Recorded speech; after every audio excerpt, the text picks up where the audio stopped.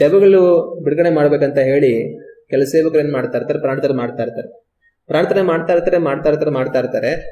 ಆದ್ರೆ ಎಷ್ಟೇ ಪ್ರಾರ್ಥನೆ ಮಾಡಿದ್ರು ಕೂಡ ಕೆಲವೊಂದ್ಸಲಿ ಕೆಲವರಿಂದ ದೆವ್ವಗಳು ಬಿಟ್ಟು ಹೋಗೋದಿಲ್ಲ. ಅದು ತುಂಬಾ ವಿರೋಧ ಸೂಚಿಸ್ತಾ ಇರುತ್ತೆ, ಅಥವಾ ತುಂಬಾ ಒರಟಾಗಿ ಅದು ನಡ್ಕೊಳ್ತಾ ಇರುತ್ತೆ. ನಾನು ಹೋಗೋದಿಲ್ಲ ಅಂತ ಹೇಳಿ ಅದು ಹೋಗದೇ ಇರುತ್ತೆ. ಆಗ ಆ ರೀತಿ ದೆವ್ವಗಳು ಎಷ್ಟೊತ್ತು ಪ್ರಾರ್ಥನೆ ಮಾಡಿದ್ರು ಕೂಡ ಹೋಗದೇ ಇರುವಾಗ ನಾವೇನ್ ಮಾಡಬೇಕು?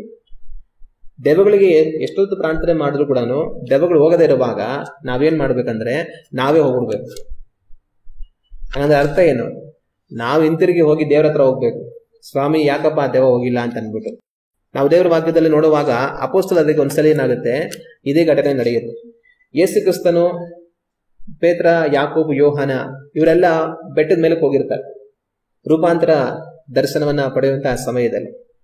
ಅವ್ರು ಬೆಟ್ಟದ ಮೇಲೆ ಹೋಗಿ ಯೇಸು ಕ್ರಿಸ್ತನ ರೂಪಾಂತರ ಆಗಿ ಅಲ್ಲಿಂದ ಅವ್ರು ಇಳಿದು ಬರ್ತಾ ಇರ್ತಾರೆ. ಅವ್ರು ಬರ್ತಾ ಇರೋಷ್ಟರಲ್ಲಿ ಕೆಳಗಡೆ ಬೇರೆ ಶಿಷ್ಯಂದಿರ್ತಾರೆ. ಈ ಬೇರೆ ಶಿಷ್ಯಂದರ ಹತ್ರಕ್ಕೆ ಜನಗಳು ಬರ್ತಾ ಇರ್ತಾರೆ, ಪ್ರಾರ್ಥನೆ ಮಾಡೋದಕ್ಕೋಸ್ಕರ ಎಲ್ಲ ಬರ್ತಾ ಇರ್ತಾರೆ. ಅದರಲ್ಲಿ ಒಂದು ವ್ಯಕ್ತಿ ಬರ್ತಾನೆ. ಆ ವ್ಯಕ್ತಿ ಬಂದು ಅವ್ರ ಮಗನನ್ನು ಕರ್ಕೊಂಡ್ ಬರ್ತಾನೆ. ಅವನ ಮಗನಿಗೆ ಏನಾಗುತ್ತೆ ಅಂತಂದ್ರೆ ದೆವ್ವ ಹಿಡಿದು ಅದು ಅವನ್ನ ಆಗಾಗ ಕೆಳಗಡೆ ಬೀಳಿಸೋದು, ಬಾಯಲ್ಲಿ ನೊರೆ ಬರ್ಸೋದು, ಆ ತರ ಎಲ್ಲ ತೊಂದರೆ ಕೊಡ್ತಾರೆ. ಇಂಥ ಒಂದು ದೆವ್ವರಿಂದ ಬಿಡುಗಡೆ ಮಾಡ್ಬೇಕಂತ ಶಿಷ್ಯಂದ್ರನ್ನ ತಾನು ಕೇಳ್ತಾನೆ. ಶಿಷ್ಯಂದ್ರ ಪ್ರಾರ್ಥನೆ ಮಾಡ್ತಾರೆ, ದೆವ್ವರಿಂದ ಬಿಡುಗಡೆ ಮಾಡೋದಕ್ಕೆ ಆಗೋದಿಲ್ಲ. ಅಷ್ಟರಲ್ಲಿ ಏನ್ ಮಾಡ್ತಾರೆ, ಬೇರೆ ಶಾಸ್ತ್ರಿಗಳು, ಉಪದೇಶಗಳೆಲ್ಲ ಸೇರ್ಕೊಂಡು ಯಾಕೆ ನಿಮ್ ಕೈಲಿ ದೆವ್ವ ಬಿಡ್ಸಕ್ ಆಗ್ತಾ ಇಲ್ಲ ಅಂತ ಹಂಗೆ ಹಿಂಗೆ ಅಂತ ಅಂದ್ಬಿಟ್ಟು ಈ ಶಿಷ್ಯನ ಜೊತೆ ವಾದ ವಿವಾದ ಮಾಡ್ತಾ ಇರ್ತಾರೆ. ಇಷ್ಟರಲ್ಲಿ ಯೇಸು ಕ್ರಿಸ್ತನು ಶಿಷ್ಯಂದ್ರ ಏನ್ ಮಾಡ್ತಾರೆ, ಬೆಟ್ಟದ ಮೇಲೆ ಇಳಿದು ಬರ್ತಾರೆ. ಅಷ್ಟರಲ್ಲಿ ಯೇಸು ಕ್ರಿಸ್ತನ ವಿಚಾರ ಮಾಡ್ತಾರೆ. ಯಾಕೆ ನನ್ನ ಶಿಷ್ಯನ ಜೊತೆ ನಿಂತ್ಕೊಂಡು ಏನೋ ಮಾತಾಡ್ತಾ ಇದಾರ, ಏನೋ ವಾದ ವಿವಾದ ಮಾಡ್ತಾ ಇದಾರ, ಯಾಕೆ ಏನ್ ವಿಷಯ ಅಂತ ಕೇಳ್ತಾನೆ. ಅಷ್ಟರಲ್ಲಿ ಅವ್ರ ಮಧ್ಯದಿಂದ ಒಬ್ಬ ಬಂದು ತಾನು ಹೇಳ್ತಾನೆ, ಅಯ್ಯ ನಮ್ಗೆ ಒಬ್ಬ ಮಗ ಇದ್ದಾನೆ, ಆ ಮಗನಿಗೆ ಈ ತರ ಎಲ್ಲ ತೊಂದರೆ ಇದೆ, ಕರ್ಕೊಂಬಂದ್ ಪ್ರಾರ್ಥನೆ ಮಾಡಿಸ್ಬೇಕಂತ ಬಂದೆ, ನೀವಿರ್ಲಿಲ್ಲ, ನಿಮ್ ಶಿಷ್ಯಂದ್ರ ಕೇಳ್ಕೊಂಡೆ, ಅವ್ರು ಪ್ರಾರ್ಥನೆ ಮಾಡಿದ್ರು, ಅವ್ರಿಗೆ ಬಿಡುಗಡೆ ಮಾಡೋದಕ್ಕೆ ಆಗ್ಲಿಲ್ಲ ಅಂತ ತಾನು ಹೇಳ್ತಾನೆ. ಆಗ ಯೇಸು ಕ್ರಿಸ್ತನ ಅವನ್ನ ನನ್ನ ಹತ್ರ ಕರ್ಕೊಂಬನ್ನಿ ಅಂತ ಹೇಳಿ ಅವ್ರ ಹತ್ರ ಬಂದ್ಮೇಲಿಂದ ಆ ಹುಡುಗನನ್ನ ಅವರು ಬಿಡುಗಡೆ ಮಾಡೋದನ್ನ ದೇವರ ವಾಕ್ಯದಲ್ಲಿ ನಾವು ಕಾಣ್ತೀವಿ. ಇದಾದ್ಮೇಲೆ ಏನಾಗುತ್ತೆ ಅಂತಂದ್ರೆ, ನಾವು ದೇವರ ವಾಕ್ಯವನ್ನ ಓದಿ ನೋಡುವಂತಹ ಸಮಯದಲ್ಲಿ ಮಾರ್ಕನು ಬರೆದಂತಹ ಸುವಾರ್ತೆ 9ನೇ ಅಧ್ಯಾಯ 28 ಮತ್ತು 29 ನಾವು ಓದಿ ನೋಡೋಣ. ಯೇಸು ಮನೆಗೆ ಬಂದಾಗ ಆತನ ಶಿಷ್ಯರು ಅದನ್ನು ಬಿಡಿಸಲಿಕ್ಕೆ ನಮ್ಮಿಂದ ಯಾಕೆ ಆಗಲಿಲ್ಲವೆಂದು ಆತನನ್ನ ಏಕಾಂತದಲ್ಲಿ ಕೇಳಲು. ಆಗ ಏನಾಗುತ್ತೆ ಅಂದ್ರೆ, ಈ ರೀತಿ ಅವರಿಗೆ ಬಿಡಿಸೋದಕ್ಕೆ ಆಗೋದಿಲ್ಲ. ಯೇಸು ಕ್ರಿಸ್ತನ್ ಬಂದು ಬಿಡುಗಡೆ ಮಾಡ್ತಾರೆ. ಮತ್ತೆ ಆ ದಿವಸ ಎಲ್ಲ ಸೇವೆ ಎಲ್ಲ ಮಾಡಿ ಎಲ್ಲ ಮುಗಿಸಿದ ಮೇಲೆ ರಾತ್ರಿ ಎಲ್ಲ ಮನೆಗೆ ಹೊರಟು ಹೋಗಿ ಅವರು ಮನೆಯಲ್ಲಿ ಇರುವಂತಹ ಸಮಯದಲ್ಲಿ ಆಗ ಶಿಷ್ಯಂದ್ರಿಗೆ ಏನಾಗುತ್ತೆ, ಬೆಳಿಗ್ಗೆಯಿಂದ ಆ ಪ್ರಶ್ನೆ ಓಡ್ತಾನೆ ಇರುತ್ತೆ. ನಾವು ಪ್ರಾರ್ಥನೆ ಮಾಡಿದ್ವಲ್ಲ, ಇದುವರೆಗೂ ಎಷ್ಟೋ ದೆವ್ವಗಳು ಹೋಗಿದೆಯಲ್ಲ, ಈ ದೆವ್ವ ಯಾಕೆ ಹೋಗ್ಲಿಲ್ಲ, ಯಾಕೆ ಬಿಡುಗಡೆ ಮಾಡಕ್ ಆಗ್ಲಿಲ್ಲ ನಮ್ಮ ಕೈಯಲ್ಲಿ ಅಂತ ಅವ್ರ ಮನಸ್ಸಲ್ಲಿ ಆ ಪ್ರಶ್ನೆ ಓಡ್ತಾನೆ ಇರುತ್ತೆ. ಕೊನೆಗೆ ರಾತ್ರಿ ಯೇಸು ಕ್ರಿಸ್ತನ ಹತ್ರ ಏಕಾಂತವಾಗಿರುವಾಗ ಆ ಪ್ರಶ್ನೆ ಕೇಳ್ತಾರೆ, ಸ್ವಾಮಿ ಬೆಳಗ್ಗೆ ಈ ತರ ಆಯ್ತಲ್ವಾ, ಆ ಪ್ರಾರ್ಥನೆ ಮಾಡಿದಾಗ ನಾವು ಆ ದೆವ್ವನ ಯಾಕೆ ಬಿಡುಗಡೆ ಮಾಡೋದಕ್ಕೆ ಆಗ್ಲಿಲ್ಲ ಅಂತ ಕೇಳ್ತಾರೆ. ಆಗ ಯೇಸು ಕ್ರಿಸ್ತನ ಅವ್ರಿಗೆ ಉತ್ತರ ಕೊಡ್ತಾರೆ, ಈ ಜಾತಿಯು ದೇವರ ಪ್ರಾರ್ಥನೆ ಮತ್ತು ಉಪವಾಸದಿಂದಲೇ ಹೊರತು ಬೇರೆ ಯಾತರಿಂದಲೂ ಬಿಟ್ಟು ಹೋಗುವುದಿಲ್ಲ ಅಂತ ಅವ್ರು ಹೇಳ್ತಾರೆ. ಅಂದ್ರೆ ಉಪವಾಸ ಪ್ರಾರ್ಥನೆಯಲ್ಲಿ ನಾವು ನಿರತನಾಗಿರಬೇಕು, ಅದರಿಂದ ಈ ದುಷ್ಟಾತ್ಮಗಳನ್ನು ಓಡಿಸೋದಕ್ಕೆ ಸಾಧ್ಯ ಅಂತ ಹೇಳ್ತಾರೆ. ಇದೇ ಘಟನೆಗೆ ಸಂಬಂಧಪಟ್ಟಂತೆ ಮತ್ತಾಯ ಸುವಾರ್ತೆಯಲ್ಲಿ ಅವ್ರು ಇದೇ ತರ ಕೇಳ್ತಾರೆ. ಆಗ ಅಲ್ಲಿ ಯೇಸು ಕ್ರಿಸ್ತನ ಏನು ಉತ್ತರ ಕೊಡ್ತಾರೆ ಅಂದ್ರೆ, ನಿಮ್ಮ ನಂಬಿಕೆ ಕಡಿಮೆ ಆಗಿರುವುದಂತಲೇ ಅಂತ ಹೇಳ್ತಾರೆ.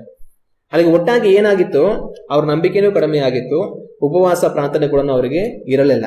ಇದೆಲ್ಲದರಿಂದ ಸೇರಿ ಆ ಒಂದು ದುಷ್ಟ ಆತ್ಮವನ್ನು ಅವರು ಬಿಡಿಸೋದಕ್ಕೆ ಸಾಧ್ಯವಾಗಲಿಲ್ಲ. ಇದೇ ರೀತಿ ನಾವು ಯಾರೋ ದುಷ್ಟ ಆತ್ಮದಿಂದ ಇಳಿಯಲ್ಪಟ್ಟಂತವರಿಗೆ ಪ್ರಾರ್ಥನೆ ಮಾಡ್ತಾ ಇರುವಾಗ ಒಂದು ವೇಳೆ ಅದು ಬಿಟ್ಟು ಹೋಗ್ತಾ ಇಲ್ಲ ಅನ್ನೋ ತರ ನಮಗ್ ಅನಿಸ್ತೈತೆ ಅಂತಂದ್ರೆ ನಾವೇನ್ ಮಾಡ್ಬೇಕಂದ್ರೆ ನಾವೇ ಅಲ್ಲಿಂದ ಹೊರಟೋಗ್ಬೇಕು. ನಾವೇ ಹೊರಟೋಗಿ ದೇವರ ಸಮ್ಮುಖದಲ್ಲಿ ಮೊಣಕಾಲು ಊರಿ ದೇವರ ಹತ್ರ ಪ್ರಾರ್ಥನೆ ಮಾಡ್ಬೇಕು. ದೇವರ ಹತ್ರ ನಾವು ಕಾದಿರ್ಬೇಕು. ಸ್ವಾಮಿ ನಾನು ಪ್ರಾರ್ಥನೆ ಮಾಡಿದೆ, ಯಾಕೆ ಅವ್ರಿಗೆ ಬಿಡುಗಡೆ ಆಗ್ತಾ ಇಲ್ಲ, ದೇವರೇ ನನ್ನಲ್ಲಿ ಏನ್ ಕೊರೆ ಇದೆ ತೋರಿಸು, ನಾನಿನ್ನ ಏನ್ ಸರಿ ಹೋಗ್ಬೇಕು ತೋರಿಸು, ನನ್ನಲ್ಲಿ ಇನ್ನೂ ಏನ್ ಬಲ ಹೊಂದಬೇಕು ತೋರಿಸು, ಸ್ವಾಮಿ ನನಗೆ ಕೃಪೆ ಕೊಡು, ಬಲ ಕೊಡು, ಬಿಡುಗಡೆ ಮಾಡೋದಕ್ಕೆ ನನಗೆ ಸಹಾಯ ಮಾಡು ಅಂತ ನಾವು ದೇವರ ಹತ್ರ ಹೋಗಿ ಕಾದಿದ್ದು ದೇವರನ್ನ ನೋಡಿ ನಾವು ಪ್ರಾರ್ಥನೆ ಮಾಡಬೇಕು. ಆದ್ರೆ ಕೆಲವರು ಏನ್ ಮಾಡ್ತಾರೆ, ದುಷ್ಟ ಆತ್ಮಗಳೇ ಹಿಡಿಯಲ್ಪಟ್ಟಂತವರಾಗಿ ಇರುವಂತವರಿಗೆ ಪ್ರಾರ್ಥನೆ ಮಾಡ್ತಾ ಇದ್ದು ಒಂದ್ ವೇಳೆ ಅದು ಬಿಡುಗಡೆ ಆಗೋ ತರ ಕಾಣಿಸ್ತಾ ಇಲ್ಲ ಅಂತಂದ್ರೆ ಆಗ್ಲೇ ಈ ತರ ಕೆಲಸ ಎಲ್ಲ ಮಾಡೋದು. ಏನ್ ಮಾಡೋದು, ಜುಟ್ಟು ಹಿಡ್ಕೊಂಡು ಗುಜ್ಲಾಡೋದು, ಅವ್ರಿಗೆ ಹೊಡೆಯೋದು, ಮತ್ತೆ ತರತರವಾಗಿ ಅವ್ರು ಕೈ ತಿರ್ಸೋದು, ತೊಂದರೆ ಕೊಡುವಂತದೆಲ್ಲ ಮಾಡ್ತಾ ಇರ್ತಾರೆ. ಏನಕ್ಕೆ ಅಂತಂದ್ರೆ ಇವರು ಹೇಳ್ತಾ ಇರ್ತಾರೆ ಹೋಗಂತ, ಅವ್ರು ಹೋಗ್ತಾ ಇರಲ್ಲ. ಹೋಗ್ತಾ ಇರಲ್ಲ ಅಂತ ಹೇಳಿ ಏನ್ ಮಾಡ್ತಾರೆ, ಇವರು ಏನನ್ನೋ ತೊಂದರೆ ಕೊಡ್ತಾ ಇರ್ತಾರೆ. ಪ್ರಾರ್ಥನೆ ಮಾಡಿ ದೆವ್ವ ಹೋಗ್ತಾ ಇಲ್ಲ ಅಂತ ಆ ವ್ಯಕ್ತಿಗೆ ತೊಂದರೆ ಕೊಡೋದಲ್ಲ, ಆ ಮನುಷ್ಯ ದೇವ್ರ ಹತ್ರ ಹೋಗ್ಬೇಕು. ಸ್ವಾಮಿ ಯಾಕಪ್ಪ ಅಂತ ಹೇಳಿ ಆ ವ್ಯಕ್ತಿ ದೇವ್ರ ಹತ್ರ ಪ್ರಾರ್ಥನೆ ಮಾಡಬೇಕು. ಒಂದು ಸೇವಕರು ಒಂದ್ ಮಾತು ಹೇಳ್ತಾ ಇದ್ರು ಅಂತಂದ್ರೆ, ಯೇಸು ಕ್ರಿಸ್ತನು ಒಂದೇ ಮಾತಿನಿಂದ ದೆವ್ವಗಳನ್ನು ಓಡಿಸಿದನು ಅಂತ ಹೇಳಿ ದೇವರ ವಾಕ್ಯದಲ್ಲಿದೆ. ದೆವ್ವದಿಂದ ಹಿಡಿಯಲ್ಪಟ್ಟಂತವ್ರು ಕಾಣಿಸಿಕೊಳ್ಳುವಾಗ ಯೇಸು ಕ್ರಿಸ್ತನ ಒಂದು ಮಾತು ಹೋಗು ಅವ್ನು ಬಿಟ್ಟು ಅಂತ ಹೇಳಿ ಮಾತ್ರಕ್ಕೆ ದೆವ್ವಗಳು ಹೊರಟೋಗ್ಬಿಡ್ತಾ ಇತ್ತು. ಅವ್ರು ಸೇವೆ ಮಾಡುವಾಗ ಆ ರೀತಿಯಾಗಿ ಕ್ರಿಯೆ ಮಾಡ್ತಾ ಇದ್ರು. ಅದನ್ನ ತಗೊಂಡು ಒಂದು ಸೇವಕ ಏನ್ ಹೇಳ್ತಾ ಇದ್ರು ಅಂತಂದ್ರೆ, ನೀನ್ ಹೇಳಂತ ಒಂದು ಮಾತಿಗೆ ದೆವ್ವ ಹೋಗ್ಬೇಕು. ದೆವ್ವ ಹೋಗಿಲ್ವಾ, ನೀನೇ ಹೋಗು. ಎಲ್ಲಿಗೆ ಹೋಗು? ದೇವ್ರ ಹತ್ರ ಹೋಗು. ಯಾಕ ದೆವ್ವ ಹೋಗ್ತಾ ಇಲ್ಲ? ಒಂದು ಮಾತಲ್ಲಿ ನೀವು ಹೇಳಿದ ಮಾತ್ರಕ್ಕೆ ದೆವ್ವಗಳು ಬಿಟ್ಟು ಹೋಗ್ತಾ ಇತ್ತಲ್ಲ, ನಾನು ಹೇಳಿದ್ರೆ ಅದು ಯಾಕೆ ಹೋಗ್ತಾ ಇಲ್ಲ ಅಂತ ನೀವು ಹಿಂತಿರುಗಿ ಹೋಗಿ ನೀನು ಪ್ರಾರ್ಥನೆ ಮಾಡು, ನಿನ್ನಲ್ಲಿ ಕೊರೆ ಇದೆ ಸರಿಪಡಿಸ್ಕೊ ಅಂತ ಆ ಸೇವಕರು ಹೇಳ್ತಾ ಇದ್ರು. ಅದು ನಿಜಾನೇ. ಜನಗಳಿಗೆ ಬಿಡುಗಡೆ ಆಗಲ್ಲ ಅಂದ್ರೆ ಕೆಲವ್ರು ಏನ್ ಮಾಡ್ತಾರೆ, ಅವುಗಳಿಗೆ ಹೊಡೆಯೋದು, ತೊಂದರೆ ಮಾಡೋದು ಮಾಡ್ತಾರೆ. ಇಲ್ಲಾಂದ್ರೆ ಅವ್ರ ಮೇಲೆ ಅಪರಾಧ ಹಾಕ್ಬಿಡ್ತಾರೆ. ನೀವೇನೋ ಸರಿ ಇಲ್ಲ, ಎಲ್ಲ ನಿಮ್ ಮನೆ ತಿರುಗಿಲ್ಲ, ನೀವು ಅದರಿಂದ ನಿಮಗೆ ದೆವ್ವ ಬಿಟ್ಟು ಹೋಗ್ತಾ ಇಲ್ಲ ಅಂದ್ಬಿಡ್ತಾರೆ. ನಾವು ದೇವ್ರ ಹತ್ರ ಹೋಗಿ ಬಲ ಹೊಂದಿಕೊಳ್ಬೇಕಾಗಿರುವಂತದ್ದು ಬಹಳ ಮುಖ್ಯ. ದೆವ್ವದಿಂದ ಹಿಡಿಯಲ್ಪಟ್ಟಂತವರಾಗಿ ಇರುವಂತ ಜನಗಳಿಗೆ ಅವ್ರಿಗೆ ಬಿಡುಗಡೆ ಆಯ್ತು ಅನ್ನುವಂಥದ್ದು ನಮಗೆ ಯಾವ ರೀತಿ ತಿಳಿದು ಬರುತ್ತೆ? ದೆವ್ವದಿಂದ ಹಿಡಿಯಲ್ಪಟ್ಟಿರ್ತಾರೆ, ಆದ್ರೆ ಅವ್ರಿಗೆ ಬಿಡುಗಡೆ ಆಯ್ತು, ನಿಜವಾಗ್ಲೂ ಆ ದುಷ್ಟ ಆತ್ಮಗಳಿಂದ ಅವ್ರಿಗೆ ಬಿಡುಗಡೆ ಆಯ್ತು, ಅದು ನಮಗೆ ಯಾವ ರೀತಿ ತಿಳಿದು ಬರುತ್ತೆ? ಕೆಲವ್ರು ಏನ್ ಮಾಡ್ತಾರೆ, ದೆವ್ವ ಜೊತೆ ಮಾತಾಡಿ ಒಪ್ಪಂದ ಮಾಡ್ಕೊಂಡ್ಬಿಟ್ಟು ದೆವ್ವ ಬಿಟ್ಟೋಯ್ತು ಅಂತ ಹೇಳ್ಬಿಡ್ತಾರೆ. ಹೆಂಗೆ ಅಂತಂದ್ರೆ, ಪ್ರಾರ್ಥನೆ ಮಾಡ್ತಾ ಇರ್ತಾರೆ, ಅದು ಹೋಗ್ತಾ ಇರಲ್ಲ, ಹೋಗು ಅಂತ ಇವ್ರು ಹೇಳ್ತಾ ಇರ್ತಾರೆ. ಕೊನೆಗೆ ಏನ್ ಮಾಡ್ತಾ ಇದ್ದಾರೆ, ಸರಿ ಆಯ್ತು ಹೋಗ್ತೀನಿ ಇರು ಅಂತ ಹೇಳುತ್ತೆ. ಸರಿ ಹೋಗು ಅಂತ ಇವ್ರು ಹೇಳ್ತಾ ಇರ್ತಾರೆ. ಆಯ್ತು ಸ್ವಲ್ಪ ತರ ಹೋಗ್ತೀನಿ, ಒಂದ್ ಸ್ವಲ್ಪ ಸುಧಾರಿಸ್ಕೊಂಡು ಹೋಗ್ತೀನಿ ಇರು ಅಂತ ಹೇಳ್ತಾ ಇರುತ್ತೆ. ಆಯ್ತು ಸ್ವಲ್ಪ ತಾಗಲಿ, ನಾನು ಸುಮ್ಮನೆ ಇರ್ತೀನಿ, ಆಮೇಲೆ ಹೋಗು. ಸ್ವಲ್ಪ ತಾಂಬೇಲಿಂದ ಸರಿ ಹೋಗು ಅಂತಾರೆ. ಆಯ್ತು ಹೋಗ್ತೀನಿ ಇರು, ಇನ್ನೇನು ಟೈಮ್ ಬರ್ತಾ ಇದೆ, ಹೋಗ್ತೀನಿ ಇರು. ಆಯ್ತು ಇನ್ನು ಸ್ವಲ್ಪ 2 ನಿಮಿಷ ಹೋಗ್ಬಿಡ್ತೀನಿ, ಆಯ್ತು ಅಂತ ಹೇಳ್ಕೊಂಡು ಕೊನೆಗೆ ಆ ದೆವ್ವರಿಂದ ಹಿಡಿಯಲ್ಪಟ್ಟಂತ ಏನ್ ಮಾಡ್ತಾರೆ, ಬಿದ್ದೋಗ್ಬಿಡ್ತಾರೆ. ಆಮೇಲೆ ಈ ಸೇವಕ ಏನ್ ಮಾಡ್ತಾರೆ, ದೆವ್ವ ಹೋಗ್ಬಿಡ್ತು ಅಂತ ಹೇಳ್ಬಿಡ್ತಾರೆ. ಹೆಂಗೆ ದೆವ್ವ ಹೋಗ್ಬಿಡ್ತು? ದೆವ್ವನೇ ಹೇಳ್ತಲ್ಲ ಹೋಗ್ತೀನಿ ಅಂತ, ನೋಡಿ ಬಿದ್ದೋಗ್ಬಿಟ್ರಲ್ಲ ಅಂತ ಹೇಳ್ಬಿಟ್ಟು ದೆವ್ವದಿಂದ ಬಿಡುಗಡೆ ಆಗೋಯ್ತು ಅಂತ ಮನೆಗೆ ಹೋಗ್ಬಿಡ್ತಾರೆ. ಇನ್ನೊಂದ್ಸರಿ ಯಾವಾಗಲೂ ಪ್ರಾರ್ಥನೆ ಮಾಡುವಾಗ ಮತ್ತೆ ಆ ವ್ಯಕ್ತಿಯಲ್ಲಿ ದೆವ್ವ ಆಡ್ತಾ ಇರುತ್ತೆ. ಆಗ ಏನಕ್ಕೆ ಆ ವ್ಯಕ್ತಿಯಲ್ಲಿ ಮತ್ತೆ ದೆವ್ವ ಆಡ್ತಾ ಇದೆ ಅಂತಂದ್ರೆ, ಇವ್ರೇನ್ ಹೇಳ್ತಾರೆ ಅಂದ್ರೆ, ದೆವ್ವದಿಂದ ಬಿಡುಗಡೆ ಮಾಡಿದ್ದೆ ಮತ್ತೆ ದೆವ್ವ ಬಂದ್ಬಿಟ್ಟಿದೆ ಅಂತ ಹೇಳ್ತಾ ಇರ್ತಾರೆ. ದೆವ್ವದಿಂದ ಬಿಡುಗಡೆ ಮಾಡಿ ದೆವ್ವ ಬಂದಿಲ್ಲ, ದೆವ್ವ ಹೋಗೇ ಇಲ್ಲ, ಅದು ಸುಳ್ಳು ಹೇಳ್ಬಿಟ್ಟಿದೆ. ಹೋಗ್ತೀನಿ ಅಂತ ಹೇಳ್ಬಿಟ್ಟು ಮಲ್ಕೊಂಡ್ಬಿಟ್ಟು ಸುಮ್ಮನೆ ಬಿಟ್ಟಿರುತ್ತೆ ಅಷ್ಟೇ. ಇವರು ದೆವ್ವನೇ ಬಿಟ್ಟು ಹೋಗ್ತೀನಿ ಅಂತ ಹೇಳ್ಬಿಡ್ತಲ್ಲ, ಅದು ಹೋಗೈತೆ ಅಂತ ಇವರು ಹೇಳ್ಬಿಡ್ತಾರೆ. ಅರೆ ದೆವ್ವಗಳಲ್ಲಿ ಯಾವ್ದು ಒಳ್ಳೆ ದೆವ್ವ ಇಲ್ಲ, ಎಲ್ಲ ಸುಳ್ಳು ದೆವ್ವ, ಕಳ್ಳ ದೆವ್ವಗಳೇ ಇರೋದು. ಅದೇ ಮಾಡುತ್ತೆ, ಹೋಗ್ಬಿಡ್ತೀನಿ ಅಂತ ಹೇಳ್ಬಿಟ್ಟು ಸುಮ್ಮನೆ ಮಲ್ಕೊಂಡ್ಬಿಟ್ಟು ಸುಮ್ಮನೆ ಆಗ್ಬಿಡುತ್ತೆ, ಆದ್ರೆ ಅವರಲ್ಲೇ ಇರುತ್ತೆ. ಆದ್ರೆ ನಿಜವಾಗ್ಲೂ ದೆವ್ವದಿಂದ ಹಿಡಿಯಲ್ಪಟ್ಟಂತವರಿಗೆ ಬಿಡುಗಡೆ ಆಗಿದೆ ಅನ್ನೋದು ನಮ್ಗೆ ಯಾವ ತರ ಗೊತ್ತಾಗುತ್ತೆ ಅಂತಂದ್ರೆ, ಆ ವ್ಯಕ್ತಿಯಲ್ಲಿ ಬರುವಂತ ಬದಲಾವಣೆಗಳಿಂದ ನಮ್ಗೆ ಗೊತ್ತಾಗುತ್ತೆ. ಒಂದು ದುಷ್ಟಾತ್ಮ ಒಂದು ವ್ಯಕ್ತಿಯಲ್ಲಿ ಸೇರಿಕೊಂಡು ಅವನಿಗೆ ಏನಾದ್ರೂ ತೊಂದರೆಗಳು ಮಾಡ್ತಾ ಇರುತ್ತೆ. ಮುಖ್ಯವಾಗಿ ದುಷ್ಟಾತ್ಮಗಳು ಮನುಷ್ಯನ ಸಮಾಧಾನವನ್ನು ಕೆಡಿಸುತ್ತೆ, ಅವನ ಆನಂದವನ್ನು ಕೆಡಿಸುತ್ತೆ, ಅವನಿಗೆ ನೆಮ್ಮದಿನೇ ಇರೋದಿಲ್ಲ. ಆಗ ಒಂದು ದುಷ್ಟ ಆತ್ಮನಿಂದ ಒಬ್ಬನಿಗೆ ದೇವರು ಬಿಡುಗಡೆ ಮಾಡಿದ್ರು ಅಂತಂದ್ರೆ, ಅವನಲ್ಲಿ ಮೊಟ್ಟ ಮೊದಲು ಕಾಣಿಸ್ಕೊಳ್ಳೋದು ಸಮಾಧಾನ, ಸಂತೋಷ, ನೆಮ್ಮದಿ, ಅದು ಬರುತ್ತೆ. ಆಗ ಆ ವ್ಯಕ್ತಿಯಲ್ಲಿ ಕಂಡು ಬರುವಂತ ಬದಲಾವಣೆಗಳಿಂದ ನಮಗ ಅರ್ಥ ಆಗುತ್ತೆ ಆ ವ್ಯಕ್ತಿನ ದೇವರು ಬಿಡುಗಡೆ ಮಾಡಿದ್ರು ಅಂತ ಹೇಳಿ. ಹಲ್ಲೆಲೂಯಾ. ಆದ್ರೆ ದೆವ್ವನೇ ಹೇಳ್ತು ಅಂತ ಹೇಳ್ಬಿಟ್ಟು ಬಿದೋಯ್ತು, ಅದರಿಂದ ಹೋಗ್ಬಿಟ್ಟಿದೆ ದೆವ್ವ ಅಂತ ಅನ್ಕೊಂಡ್ರೆ ತಪ್ಪು. ಅದು ಹೋಗ್ತೀನಿ ಅಂತ ಅನ್ಬಿಟ್ಟು ಅಲ್ಲೇ ಇರುತ್ತೆ, ಸುಳ್ಳು ಹೇಳ್ಬಿಡುತ್ತೆ. ಅದರಿಂದ ವ್ಯಕ್ತಿಯಲ್ಲಿ ಬರುವಂತ ಬದಲಾವಣೆಗಳಿಂದ ನಾವು ದೆವ್ವ ಬಿಟ್ಟು ಹೋಗಿದೆ ಅನ್ನೋದನ್ನ ತಿಳ್ಕೊಳ್ಬೋದೇ ಹೊರತು ಅದು ಹೇಳಿ ಹೋಗೋದ್ರಿಂದ ಅದು ಆಗಿರೋದಿಲ್ಲ.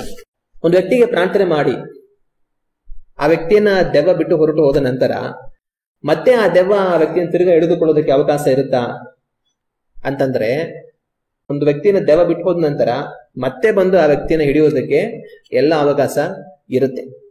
ದೇವರ ವಾಕ್ಯವನ್ನ ನಾವು ಓದಿ ನೋಡುವಾಗ ಮತ್ತಾಯನ ಬರೆದಂತ ಸುವಾರ್ತೆ 12ನೇ ಅಧ್ಯಾಯದಲ್ಲಿ ನಮ್ಮ ಕರ್ತನಾದ ಯೇಸು ಕ್ರಿಸ್ತನು ಕೆಲ ಕಾರ್ಯಗಳನ್ನು ಹೇಳ್ತಾರೆ. 43ನೇ ವಾಕ್ಯದಿಂದ ನಾವು ಓದಿ ನೋಡೋಣ. ದೆವ್ವವು ಮನುಷ್ಯನನ್ನು ಬಿಟ್ಟು ಹೋದ ಮೇಲೆ ವಿಶ್ರಾಂತಿಯನ್ನು ಹುಡುಕುತ್ತಾ ನೀರಿಲ್ಲದ ಸ್ಥಳಗಳಲ್ಲಿ ತಿರುಗಾಡುತ್ತಾರೆ. ಇಲ್ಲಿ ಯೇಸು ಕ್ರಿಸ್ತನ್ ಏನ್ ಹೇಳ್ತಾರೆ ಅಂದ್ರೆ, ಒಂದು ದೆವ್ವ ಒಂದು ಮನುಷ್ಯನನ್ನ ಬಿಟ್ಟು ಹೋದ ನಂತರ ಅದೇನ್ ಮಾಡುತ್ತೆ ಅಂದ್ರೆ ವಿಶ್ರಾಂತಿನ ಹುಡುಕುತ್ತಾ, ಅದೇನ್ ಮಾಡುತ್ತೆ ವಿಶ್ರಾಂತಿನ ಹುಡುಕ್ತಾ ಹೋಗುತ್ತೆ. ಯಾಕಂದ್ರೆ ಈಗ ಅದಕ್ಕಿರುವಂತ ವಿಶ್ರಾಂತಿ ಏನಾಗಿದೆ, ಕೆಟ್ಟೋಗ್ಬಿಟ್ಟಿದೆ. ದೆವ್ವಗಳಿಗೆ ವಿಶ್ರಾಂತಿ ಯಾವಾಗ, ಒಂದ್ ಮನುಷ್ಯನ ಸೇರ್ಕೊಂಡು ಆ ಮನುಷ್ಯನ ಎಲ್ಲಾ ತರ ಪಾಪ ಮಾಡೋ ಹಾಗೆ ಅವನು ಪ್ರೇರೇಪಿಸಿ ಅವನ್ ಪಾಪ ಮಾಡಿ ಬರುತ್ತಾ ಇದ್ದಾಗ ಇವಳಿಗೆ ಸಂತೋಷ, ಸಮಾಧಾನ, ಆನಂದ, ಚೆನ್ನಾಗಿ ಕೆಡಿಸ್ತಾ ಇದೀವಪ್ಪ ನಮ್ಮವನ್ನ, ಅಂತ ಅವುಗಳಿಗೆ ವಿಶ್ರಾಂತಿ. ಆದ್ರೆ ಅದನ್ನ ಬಿಡುಗಡೆ ಮಾಡ್ಬಿಟ್ಮೇಲೆ ಅಂತ ಅವುಗಳಿಗೆ ಏನಾಗುತ್ತೆ, ಇನ್ನೊಬ್ರನ್ನ ಕೆಡಿಸಿಲ್ಲ ಅಂದ್ರೆ ಅವುಗಳಿಗೆ ವಿಶ್ರಾಂತಿ ಇರೋದಿಲ್ಲ. ಇನ್ನೊಬ್ರನ್ನ ಹಾಳು ಮಾಡಿಲ್ಲ ಅಂದ್ರೆ ದೆವ್ವಗಳಿಗೆ ವಿಶ್ರಾಂತಿ ಇರೋದಿಲ್ಲ. ನಮ್ಮಲ್ಲಿ ಕೆಲವರಿಗೆ ಇನ್ನೊಬ್ರನ್ನ ಹಾಳು ಮಾಡಿಲ್ಲ ಅಂದ್ರೆ ಅವ್ರಿಗೆ ನೆಮ್ಮದಿನೇ ಇರೋದಿಲ್ಲ. ಕೆಲವ್ರು ಹೆಂಗ್ ಬರುತ್ತಾ ಇರ್ತಾರೆ ಅಂದ್ರೆ, ಇನ್ನೊಬ್ರು ಸಂತೋಷವಾಗಿರೋದು ನೋಡಿದ್ರೆ ಇವ್ರಿಗೆ ಇಷ್ಟ ಇರೋದಿಲ್ಲ. ಎಷ್ಟು ಚೆನ್ನಾಗಿದಾರೆ ಅವರೆಲ್ಲ, ಏನಾದ್ರು ಮಾಡಿ ಅವ್ರ ಕುಟುಂಬ ಹಾಳು ಮಾಡ್ಬಿಡ್ಬೇಕು, ಒಬ್ರಿಗೊಬ್ರು ಕಿತ್ತಾಡ ಬರೋಂಗ್ ಮಾಡ್ಬಿಡ್ಬೇಕು, ಒಬ್ರನ್ನೊಬ್ರು ನೋಡಂಗ್ ಮಾಡಬಾರ್ದು, ಒಬ್ರನ್ನೊಬ್ರು ನೋಡಿ ನಗೋಂಗ್ ಮಾಡಬಾರ್ದು, ಒಬ್ರೊಬ್ರು ನೋಡಿದ್ರೆ ಒಬ್ರನ್ನ ಬೈಕೊಂತ ಇರ್ಬೇಕು, ಒಬ್ರಿಗೊಬ್ರು ಸಾಪ ಆಗ್ತಾ ಇರ್ಬೇಕು, ಒಬ್ರನ್ನೊಬ್ರು ಹಾಳು ಮಾಡ್ಕೊಂತ ಇರ್ಬೇಕು ಅಂತ ಇನ್ನೊಬ್ರು ನೋಡಿ ಸಂತೋಷ ಪಡುವಂತ ಮನುಷ್ಯರು ಕೆಲವರು ಇರೋದಿಲ್ಲ. ಇನ್ನೊಬ್ರ ಮನೇಲಿ ಚೆನ್ನಾಗಿ ಗಲಾಟೆ ಆಗ್ತಾ ಇದ್ರೆ, ಇನ್ನೊಬ್ರ ಮನೇಲಿ ಚೆನ್ನಾಗಿ ಅಳು ಸಂಕಟ ಬಾಧೆಗಳಿದ್ರೆ ಇವ್ರು ಸಂತೋಷವಾಗಿರ್ತಾರೆ. ಅಪ್ಪ ನಾನು ಹೋಗಿ ಇಟ್ಟು ಬಂದ ಫಿಟ್ಟಿಂಗ್ ಚೆನ್ನಾಗಿ ಕೆಲಸ ಮಾಡಿದೆ, ಹೆಂಗ್ ಕಿತ್ತಾಡ್ತಾರ ನೋಡು, ನಾನ್ ಸಂತೋಷ ಊಟ ಮಾಡ್ತೀನಿ ಅಂತ ಚೆನ್ನಾಗಿ ಊಟ ಮಾಡ್ತಾ ಇರ್ತಾರೆ. ಅದ್ರ ಸೈತನ್ ತರ ಬರ್ಕೊಂತ ಕೆಲವರು ಇದ್ದಾರೆ. ಈ ದೆವ್ವಕ್ಕೂ ಕೂಡ ಯಾರೋ ವ್ಯಕ್ತಿಯಲ್ಲಿ ಸೇರ್ಕೊಂಡು ಅವನ್ನ ಹಾಳು ಮಾಡಿಲ್ಲ ಅಂದ್ರೆ ಇದಕ್ಕೆ ವಿಶ್ರಾಂತಿನೇ ಇಲ್ಲ. ಆದ್ರೆ ನಾವು ಆತರ ಇರಬಾರ್ದು. ಇದೇನ್ ಮಾಡುತ್ತೆ, ಮನುಷ್ಯನನ್ನ ಬಿಟ್ಟು ಹೊರಟು ಹೋಗ್ಬಿಟ್ಟು ವಿಶ್ರಾಂತಿ ನೋಡ್ಕೊಂಡು ಹೋಗುತ್ತೆ. ಎಲ್ಲಪ್ಪ ನನಗೆ ವಿಶ್ರಾಂತಿ ಸಿಗುತ್ತೆ, ಇನ್ನ ಎಲ್ಲಿ ಯಾರಲ್ಲಿ ಹೋಗಿ ಸೇರ್ಕೊಂಡು ಇನ್ನೊಬ್ನ ಹಾಳು ಮಾಡೋಣ, ನಂಗೆ ನೆಮ್ಮದಿ ತಗೊಳ್ಳೋಣ ಅಂತ ಅದು ಹುಡುಕ್ತಾ ಇರುತ್ತೆ. ವಿಶ್ರಾಂತಿನ ಹುಡುಕುತ್ತಾ ನೀರಿಲ್ಲದ ಸ್ಥಳಗಳಲ್ಲಿ ತಿರುಗಾಡುತ್ತಾರೆ. ನೀರು ಎಲ್ಲಿರೋದಿಲ್ವೋ ಅಲ್ಲಿ ಅದು ತಿರುಗಾಡುತ್ತೆ ಅಂತ ಯೇಸು ಕ್ರಿಸ್ತನ್ ಹೇಳ್ತಾರೆ. ಹಾಗೆ ಇದಕ್ಕೆ ಏನಕ್ಕೆ ಈ ರೀತಿ ಯೇಸು ಕ್ರಿಸ್ತನ್ ಹೇಳಿದ್ರು? ನೀರಿಲ್ಲದೆ ಇರುವಂತಹ ಸ್ಥಳಗಳಲ್ಲಿ, ಅಂದ್ರೆ ಬರಡು ಭೂಮಿಯಲ್ಲಿ, ಖಾಲಿ ಭೂಮಿಯಲ್ಲಿ, ನೀರು, ಕೆರೆ, ನದಿ ಎಲ್ಲ ಎಲ್ಲಿರೋದಿಲ್ವೋ ಅಲ್ಲಿ ಏನಕ್ಕೆ ಈ ತರ ಹೇಳಿದ್ರು? ಅಲ್ಲಿ ಹೋಗಿ ಅದು ಸುತ್ತಿ ತಿರುಗಾಡುತ್ತೆ ಅಂತಂದ್ರೆ, ಈ ಯಹೂದ್ಯರದ ಒಂದು ನಂಬಿಕೆ ಇದೆ. ಏನ್ ನಂಬಿಕೆ ಅಂತಂದ್ರೆ, ಕಾಡಲ್ಲಿ ದೆವ್ವ ಇರುತ್ತೆ ಅಂತ. ಮರುಭೂಮಿಯಲ್ಲಿ, ಕಾಡಲ್ಲಿ, ಗುಹೆಗಳಲ್ಲಿ, ಬೆಟ್ಟಗಳಲ್ಲಿ ಅಲ್ಲೆಲ್ಲ ದೆವ್ವ ಇರುತ್ತೆ ಅನ್ನೋದು, ಎಲ್ಲಿ ಮನುಷ್ಯರು ಇರೋದಿಲ್ವೋ ಅಲ್ಲಿ ದೆವ್ವ ಇರುತ್ತೆ ಅನ್ನೋದು ಇವ್ರ ಭಾವನೆ. ಸಾಮಾನ್ಯವಾಗಿ ನೀರಿರುವಂತ ಜಾಗದಲ್ಲಿ ಮನುಷ್ಯರು ಇರ್ತಾರೆ. ನೀರ್ಗೆ ಅವ್ರು ಹೋಗ್ತಾ ಇರ್ತಾರೆ, ಪಶುಗಳನ್ನ ಕರ್ಕೊಂಡು ಹೋಗಿ ನೀರು ಕುಡಿಸ್ತಾ ಇರ್ತಾರೆ, ಇವರು ಆ ನೀರನ್ನ ಬಳಸ್ಕೊಳ್ತಾ ಇರ್ತಾರೆ. ಸಾಮಾನ್ಯವಾಗಿ ನೀರಿರುವಂತ ಜಾಗದಲ್ಲಿ ಪಶುಗಳು, ಮನುಷ್ಯರೆಲ್ಲ ಇರ್ತಾರೆ. ನೀರಿಲ್ಲದಿರುವಂತ ಮರಳುಗಾಡು, ಬೆಟ್ಟ, ಗುಡ್ಡ, ಕಾಡುಗಳಲ್ಲಿ ಸಾಮಾನ್ಯ ಜನಗಳು ಏನೂ ಅಲ್ಲಿ ಹೋಗಲ್ಲ ಅಷ್ಟಾಗಿ. ಆದ್ರಿಂದ ಇವರ ಅಭಿಪ್ರಾಯ ಏನಂತಂದ್ರೆ, ಕಾಡುಗಳಲ್ಲಿ, ಬೆಟ್ಟ ಗುಡ್ಡಗಳಲ್ಲಿ ಎಲ್ಲಾ ಕಡೆ ದೆವ್ವ ಇರುತ್ತೆ ಅನ್ನೋದು ಇವರ ಅಭಿಪ್ರಾಯ. ಅದರಿಂದ ಇವ್ರು ಯಾರು ಅಲ್ಲಿಗೆ ಸಾಮಾನ್ಯವಾಗಿ ಹೋಗ್ತಾ ಇರಲಿಲ್ಲ. ಆಗ ಅದಕ್ಕೋಸ್ಕರ ಯೇಸು ಕ್ರಿಸ್ತನು ಏನ್ ಹೇಳ್ತಾರೆ, ನೀವ್ ಈ ತರ ಅನ್ಕೊಂಡಿದ್ದೀರಲ್ಲ ದೆವ್ವ ಈ ತರ ಅಲ್ಲೆಲ್ಲ ಇರುತ್ತೆ ಅಂತ, ಅದೇ ತರನೇ ಒಂದು ಮನುಷ್ಯರನ್ನ ದೆವ್ವ ಬಿಟ್ಟು ಹೋದಾಗ ಏನಾಗುತ್ತೆ, ಈ ತರ ಹೋಗಿ ಕಾಡು ಮೇಡು ಮತ್ತೆ ಬೆಟ್ಟ ಗುಡ್ಡಗಳಲ್ಲಿ, ಮರಳು ಭೂಮಿಯಲ್ಲಿ ಅದು ಸುತ್ತಿ ತಿರುಗಾಡ್ತಾ ಇರುತ್ತೆ. ಎಲ್ಲಾದ್ರೂ ನನಗೆ ವಿಶ್ರಾಂತಿ ಸಿಗುತ್ತಾ, ನಾನೀಗ ನೆಮ್ಮದಿಯಾಗಿರೋಕೆ ಎಲ್ಲಾರು ಒಂದು ಜಾಗ ಸಿಗುತ್ತಾ ಅಂತ ಅದು ಸುತ್ತಿ ತಿರುಗಾಡ್ತಾ ಇರುತ್ತೆ ಅಂತ ಹೇಳ್ಬಿಟ್ಟು, ಆಮೇಲೆ ವಿಶ್ರಾಂತಿ ಸಿಕ್ಕದ ಕಾರಣ ಅದು ನಾನು ಬಿಟ್ಟು ಬಂದ ನನ್ನ ಮನೆಗೆ ತಿರುಗಿ ಹೋಗುತ್ತೇನೆ ಅಂದುಕೊಂಡು, ಈಗೇನ್ ಮಾಡುತ್ತೆ, ಅದು ಹುಡುಕ್ತಾ ಹೋಗುತ್ತೆ. ಕಾಡು ಮೇಡು, ಮರಳುಗಾಡು, ಬೆಟ್ಟ ಗುಡ್ಡ ಎಲ್ಲೆಲ್ಲ ಸುತ್ತಾ ಇರುತ್ತೆ, ಅಲಿತಾ ಇರುತ್ತೆ. ಸೈತನ್ಗೆ ಇನ್ನೇನ್ ಕೆಲಸ? ದೇವ್ರ ಕೇಳ್ದಾಗ ಎಲ್ಲಿಂದ ಬಂದೆ ಅಂದ್ರೆ, ಭೂಲೋಕ ಎಲ್ಲ ಸುತ್ತಿ ಸುತ್ತಿ ಬಂದೆ ಅಂತ ಹೇಳ್ತಾನೆ. ದೆವ್ವಗಳಿಗೂ ಏನು ಸುತ್ತಿ ಸುತ್ತಿ ಬರೋದೇ ಕೆಲಸ. ಎಲ್ಲೆಲ್ಲ ಸುತ್ತುತ್ತೆ. ತನಗೆ ಎಲ್ಲೂ ಹೋಗಿ ಸೇರ್ಕೊಂಡು ಯಾರನ್ನೊಬ್ರನ್ನ ಹಾಳು ಮಾಡೋಂಥವ್ರು ಸಿಗ್ಲಿಲ್ಲ ಅಂತಂದ್ರೆ ಅವಾಗ ಅದೇನ್ ಮಾಡುತ್ತೆ, ನಾನ್ ಬಿಟ್ಟು ಬಂದ ನನ್ನ ಮನೆಗೆ ಮತ್ತೆ ಹೋಗ್ತೀನಿ. ಹಾಗಂತಂದ್ರೆ ಮನೆ ಅಂದ್ರೆ ಯಾವುದು? ಇದಕ್ ಮೊದಲು ಆ ದೆವ್ವ ಯಾವ ಶರೀರದಲ್ಲಿ ಸೇರ್ಕೊಂಡು ವಾಸ ಮಾಡ್ತಾ ಇತ್ತು ಅದನ್ನ ಅದು ಮನೆ ಮಾಡ್ಕೊಂಡ್ಬಿಟ್ಟಿದೆ. ನಮ್ಮ ಮನೆ ಮತ್ತೆ ನಾನು ಹೋಗ್ತೀನಿ ಅಂತ ಅದೇನ್ ಮಾಡುತ್ತೆ, ಯೋಚನೆ ಮಾಡುತ್ತೆ. ಯೋಚನೆ ಮಾಡ್ಬಿಟ್ಟು ತಿರ್ಗಾ ಬರುತ್ತೆ, ನನ್ನ ಮನೆ ಎಲ್ಲಿದೆ ನೋಡೋಣ, ಎಲ್ಲಿ ಹೋಗ್ತಾ ಇದೆ ಮನೆ ನಂದು ಅಂತ ಅನ್ಕೊಂಡು. ಎಲ್ಲ ಒಂದ್ ಕಡೆ ಆ ವ್ಯಕ್ತಿ ಇರ್ತಾನೆ, ಬಿಡುಗಡೆ ಆಗಿರೋನು. ಹೋಗ್ಬಿಟ್ಟು ಏನ್ ಮಾಡುತ್ತೆ, ಬಂದು ಆ ಮನೆ ಒಕ್ಕಲಿಲ್ಲದ್ದು, ಗುಡಿಸಿ ಅಲಂಕರಿಸಿದ್ದು ಆಗಿರುವುದನ್ನು ಕಂಡು ಇದೇನ್ ಮಾಡುತ್ತೆ, ಬರುತ್ತೆ ಆ ವ್ಯಕ್ತಿಯನ್ನು ಮತ್ತೆ ಹುಡುಕಿ ಬಂದಾಗ ಅದು ಒಕ್ಕಲಿಲ್ಲದ್ದು ಅಂತಂದ್ರೆ ಅರ್ಥ ಏನಂದ್ರೆ ವಾಸ ಇಲ್ಲದಿರೋದು ಅಂತ. ಮನೆ ಖಾಲಿ ಇದೆ ಅಂತ, ಯಾರು ಇಲ್ಲ ಅಂತ. ಈಗ ನಾವು ಕೂಡ ಮನೆ ಹುಡುಕ್ತಾ ಇರ್ತೀವಿ ಬಾಡಿಗೆಗೆ ಅಂತ ಅನ್ಬಿಟ್ಟು, ಅಲ್ಲಲ್ಲೇ ಬೋರ್ಡ್ ಆಗಿರ್ತಾರೆ ಮನೆ ಖಾಲಿ ಇದೆ ಬಾಡಿಗೆಗೆ ಅಂತ ಅನ್ಬಿಟ್ಟು. ಅದೇ ತರನೇ ಈ ದುಷ್ಟಾತ್ಮ ಏನ್ ಮಾಡುತ್ತೆ, ಯಾವ ವ್ಯಕ್ತಿಯನ್ನು ಅದು ಬಿಟ್ಟು ಹೋಯ್ತೋ ಆ ವ್ಯಕ್ತಿ ಹತ್ರಕ್ಕೆ ಮತ್ತೆ ಬರುತ್ತೆ. ಬಂದು ನೋಡಿದಾಗ ಆ ವ್ಯಕ್ತಿ ಖಾಲಿ ಇದ್ದಾನೆ ಅನ್ನೋದನ್ನ ಅದು ತಿಳ್ಕೊಳ್ಳುತ್ತೆ. ಒಕ್ಕಲಿಲ್ಲದು ಅಂದ್ರೆ ಯಾರು ಅಲ್ಲಿ ವಾಸ ಮಾಡ್ತಾ ಇಲ್ಲ, ಅದು ಖಾಲಿ ಇದೆ ಅಂತ ಅರ್ಥ. ಖಾಲಿ ಇರುವುದನ್ನ ಕಂಡು, ಗುಡಿಸಿ ಅಲಂಕರಿಸಿದ್ದನ್ನ ಕಂಡು, ಅಂದ್ರೆ ಖಾಲಿ ಇದೆ, ನೀಟಾಗಿದೆ ಅಂದ್ರೆ ಏನು, ನಾನು ಹೋಗಿ ಸೇರ್ಕೊಳ್ಳೋದಕ್ಕೆ ಯಾವ ಅಡೆತಡೆ ತೊಂದರೆಗಳು ಏನು ಇಲ್ಲ, ಖಾಲಿ ಇದೆ, ಎಲ್ಲ ಸ್ವಚ್ಛವಾಗಿದೆ, ನಾನು ಹೋಗಿ ಆರಾಮಾಗಿ ಸೇರ್ಕೊಳ್ಳೋದಕ್ಕೆ ನನಗೆ ಅವಕಾಶ ಇದೆ ಅನ್ನೋದನ್ನ ತಿಳ್ಕೊಂಡು ಇದೇನ್ ಮಾಡುತ್ತೆ, ಸರಿ ಇರೋ ಹೋಗಿ ಸೇರ್ಕೊಳ್ಳೋಣ ಅಂತ ಬಂದು ಸೇರ್ಕೊಂಡ್ಬಿಡಲ್ಲ. ಮತ್ತೆ ಇದೇನ್ ಮಾಡುತ್ತೆ ಅಂತಂದ್ರೆ, ಹೊರಟು ಹೋಗಿ ತನಗಿಂತ ಕೆಟ್ಟವುಗಳಾದ ಬೇರೆ 7 ದೆವ್ವಗಳನ್ನು ತನ್ನೊಂದಿಗೆ ಕರ್ಕೊಂಡು ಬರುವುದು. ಅವು ಒಳಹೊಕ್ಕು ಅಲ್ಲಿ ವಾಸ ಮಾಡುವವು. ಆಗ ಆ ಮನುಷ್ಯನ ಅಂತ್ಯಸ್ಥಿತಿಯು ಮೊದಲಿಗಿಂತ ಕೆಟ್ಟದ್ದಾಗುವುದು. ಆಗ ಇದೇನ್ ಮಾಡುತ್ತೆ, ತಾನು ಬಿಟ್ಟು ಹೋದಂತ ಮನುಷ್ಯನ ಶರೀರ ಕಾಲಿರೋದನ್ನ ಗುಡಿಸಿ ಅಲಂಕರಿಸಿರೋದನ್ನ ಕಂಡು ಹೊರಟು ಹೋಗಿ ಇನ್ನ 7 ಜನ ಸ್ನೇಹಿತರು ಕರ್ಕೊಂಡ್ ಬರುತ್ತೆ. ಬನ್ನಿ ಬನ್ನಿ, ಅಲ್ಲ ಮನೆ ಖಾಲಿ ಇದೆ, ಎಲ್ಲ ಸೇರ್ಕೊಂಡು ಒಟ್ಟಾಗಿ ಒಳಗಡೆ ಹೋಗ್ಬಿಡೋಣ ಅಂತ. ಇನ್ನು 7 ಜನ ಇವುಗಳಿಗಿಂತ ಕೆಟ್ಟವುಗಳಾಗಿರೋದು. ಹಂಗಂದ್ರೆ ಅರ್ಥ ಏನು, ಇವುಗಳಿಗಿಂತ ಬಲ ಜಾಸ್ತಿ ಇರೋದು. ಇದಕ್ ಮುಂಚೆ ಏನಾಯ್ತು, ಇದು ಆ ವ್ಯಕ್ತಿಯಲ್ಲಿ ಸೇರ್ಕೊಂಡು ವಾಸ ಮಾಡ್ತಾ ಇತ್ತು. ಯಾರೋ ಓಡಿಸ್ಬಿಟ್ರು ಅಲ್ಲಿಂದ, ಯಾರೋ ಬಿಡುಗಡೆ ಮಾಡ್ಬಿಟ್ರು ಪ್ರಾರ್ಥನೆ ಮಾಡಿ. ಇದಕ್ಕೆ ಅವ್ರನ್ನ ಎದುರಿಸಿ ನಿಲ್ಲೋಷ್ಟು ಶಕ್ತಿ ಇರಲಿಲ್ಲ, ಆಚೆ ಹೋಗ್ಬಿಡ್ತು. ಇವಾಗ ಇದು ಏನಕ್ಕೆ ಮತ್ತೆ ಇನ್ನ ಒಂದು ತನಗಿಂತ ಬಲಿಷ್ಠರಾದ 7 ಜನ ಕರ್ಕೊಂಡ್ ಬರುತ್ತೆ ಅಂದ್ರೆ, ತಿರ್ಗಾ ಬಂದ್ರೆ ಹೊಡೆಯಕ್ಕೆ ನನ್ ಜೊತೆ ಅವರೆಲ್ಲ ಸೇರ್ಕೊಂಡು ಬೇಕಾದ್ರೆ ನಾವು ಫೈಟ್ ಕೊಟ್ಟು ಅಲ್ಲೇ ಇರ್ಬೋದಲ್ಲ, ಬಿಟ್ಟು ಹೋಗ್ತಿದ್ದಂಗೆ ನಮ್ಮನೆ ನಾವು ಕಾಪಾಡ್ಕೊಬೋದಲ್ವಾ.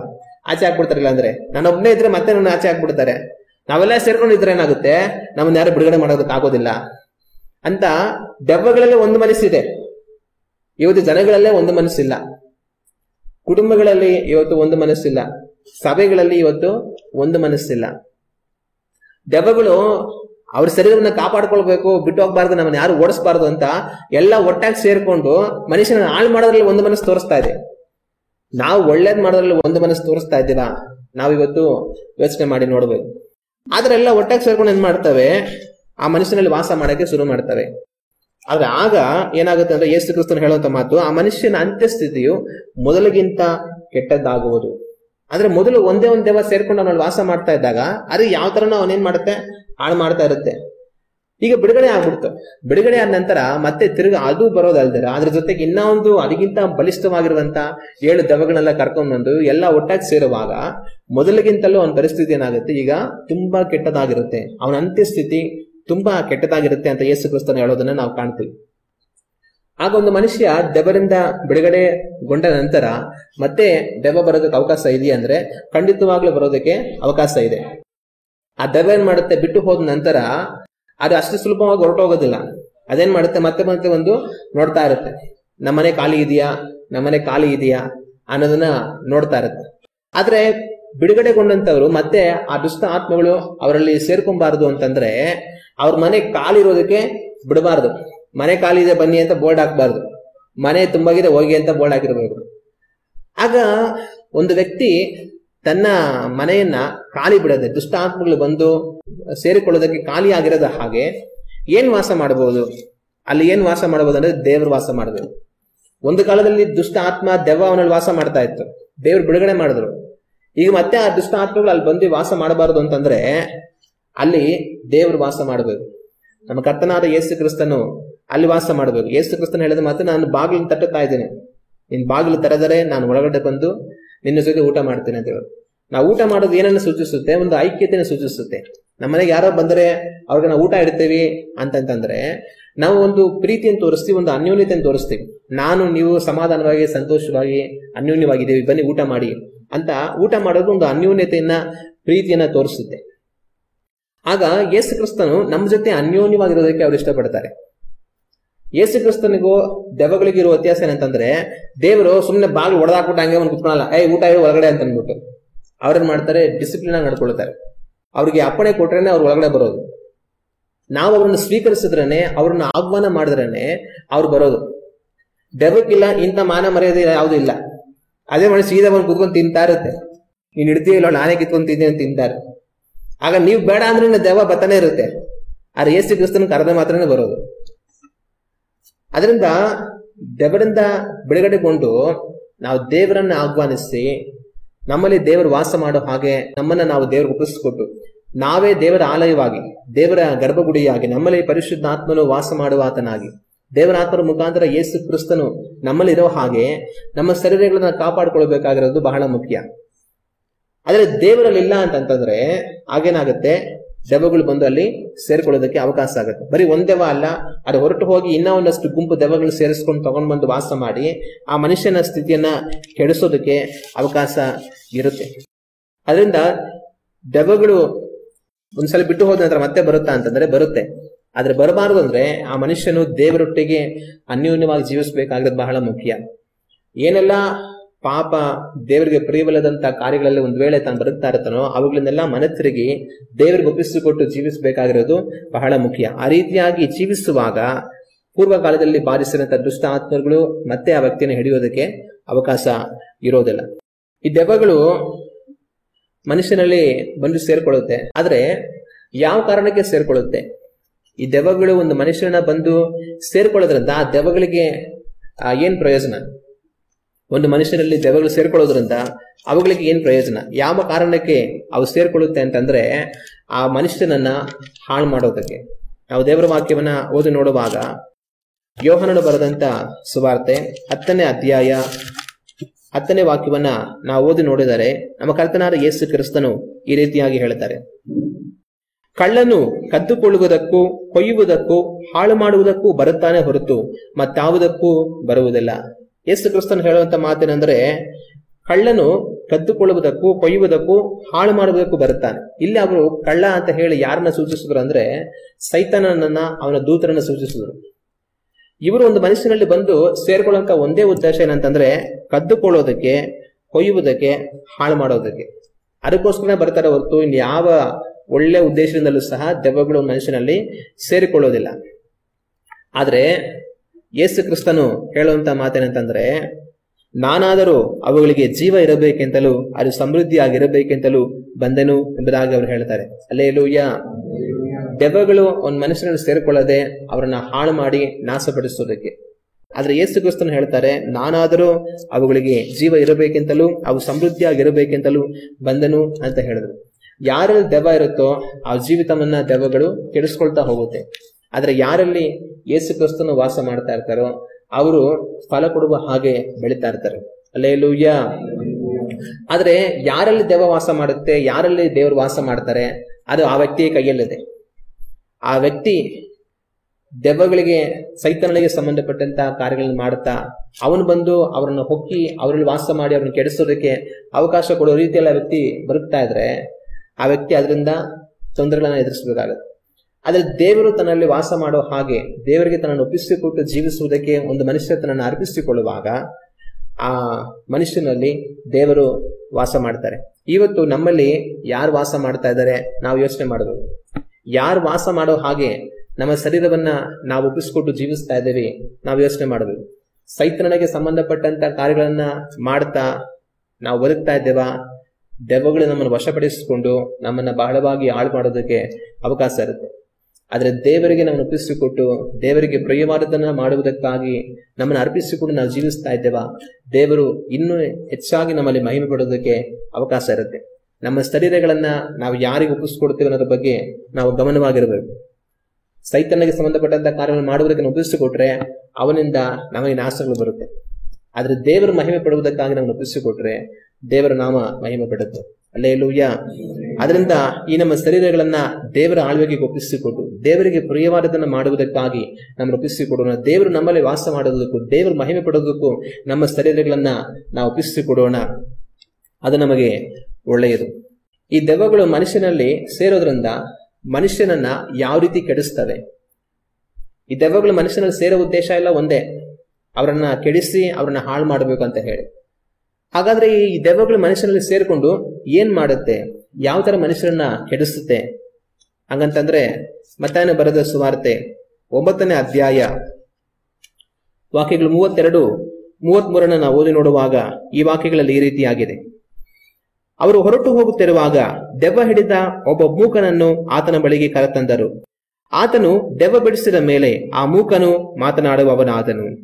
ಈ ವಾಕ್ಯಗಳನ್ನ ನಾವು ಓದಿ ನೋಡುವಾಗ ಯೇಸು ಕ್ರಿಸ್ತನ ಬಳಿಗೆ ಒಂದು ವ್ಯಕ್ತಿಯನ್ನ ಕರ್ಕೊಂಡ್ ಬರ್ತಾರೆ. ಆ ವ್ಯಕ್ತಿಗೆ ದೆವ್ವ ಹಿಡಿದಿರುತ್ತೆ. ಆ ವ್ಯಕ್ತಿ ಮಾತಾಡ್ತಾ ಇರೋದಿಲ್ಲ. ಆದ್ರೆ ಆ ವ್ಯಕ್ತಿಗೆ ಪ್ರಾರ್ಥನೆ ಮಾಡಿದ ನಂತರ ಆ ವ್ಯಕ್ತಿಗೆ ದೆವ್ವರಿಂದ ಬಿಡುಗಡೆ ಆಗಿ ಆನಂತರ ಮಾತನಾಡೋದಕ್ಕೆ ತಾನು ಪ್ರಾರಂಭ ಮಾಡ್ತಾನೆ. ಆಗ ದೆವ್ವರಿಂದ ಹಿಡಿಯಲ್ಪಡುವಾಗ ಕೆಲವರು ಮಾತನಾಡದೆ ಹೋಗಬಹುದು. ಮಾತನಾಡದ ಹಾಗೆ ಕೆಲವರು ಬಾಯಿಗಳನ್ನ ದೆವ್ವಗಳು ಕಟ್ಟಿ ಹಾಕೋದಕ್ಕೆ ಅವಕಾಶ ಇರುತ್ತೆ.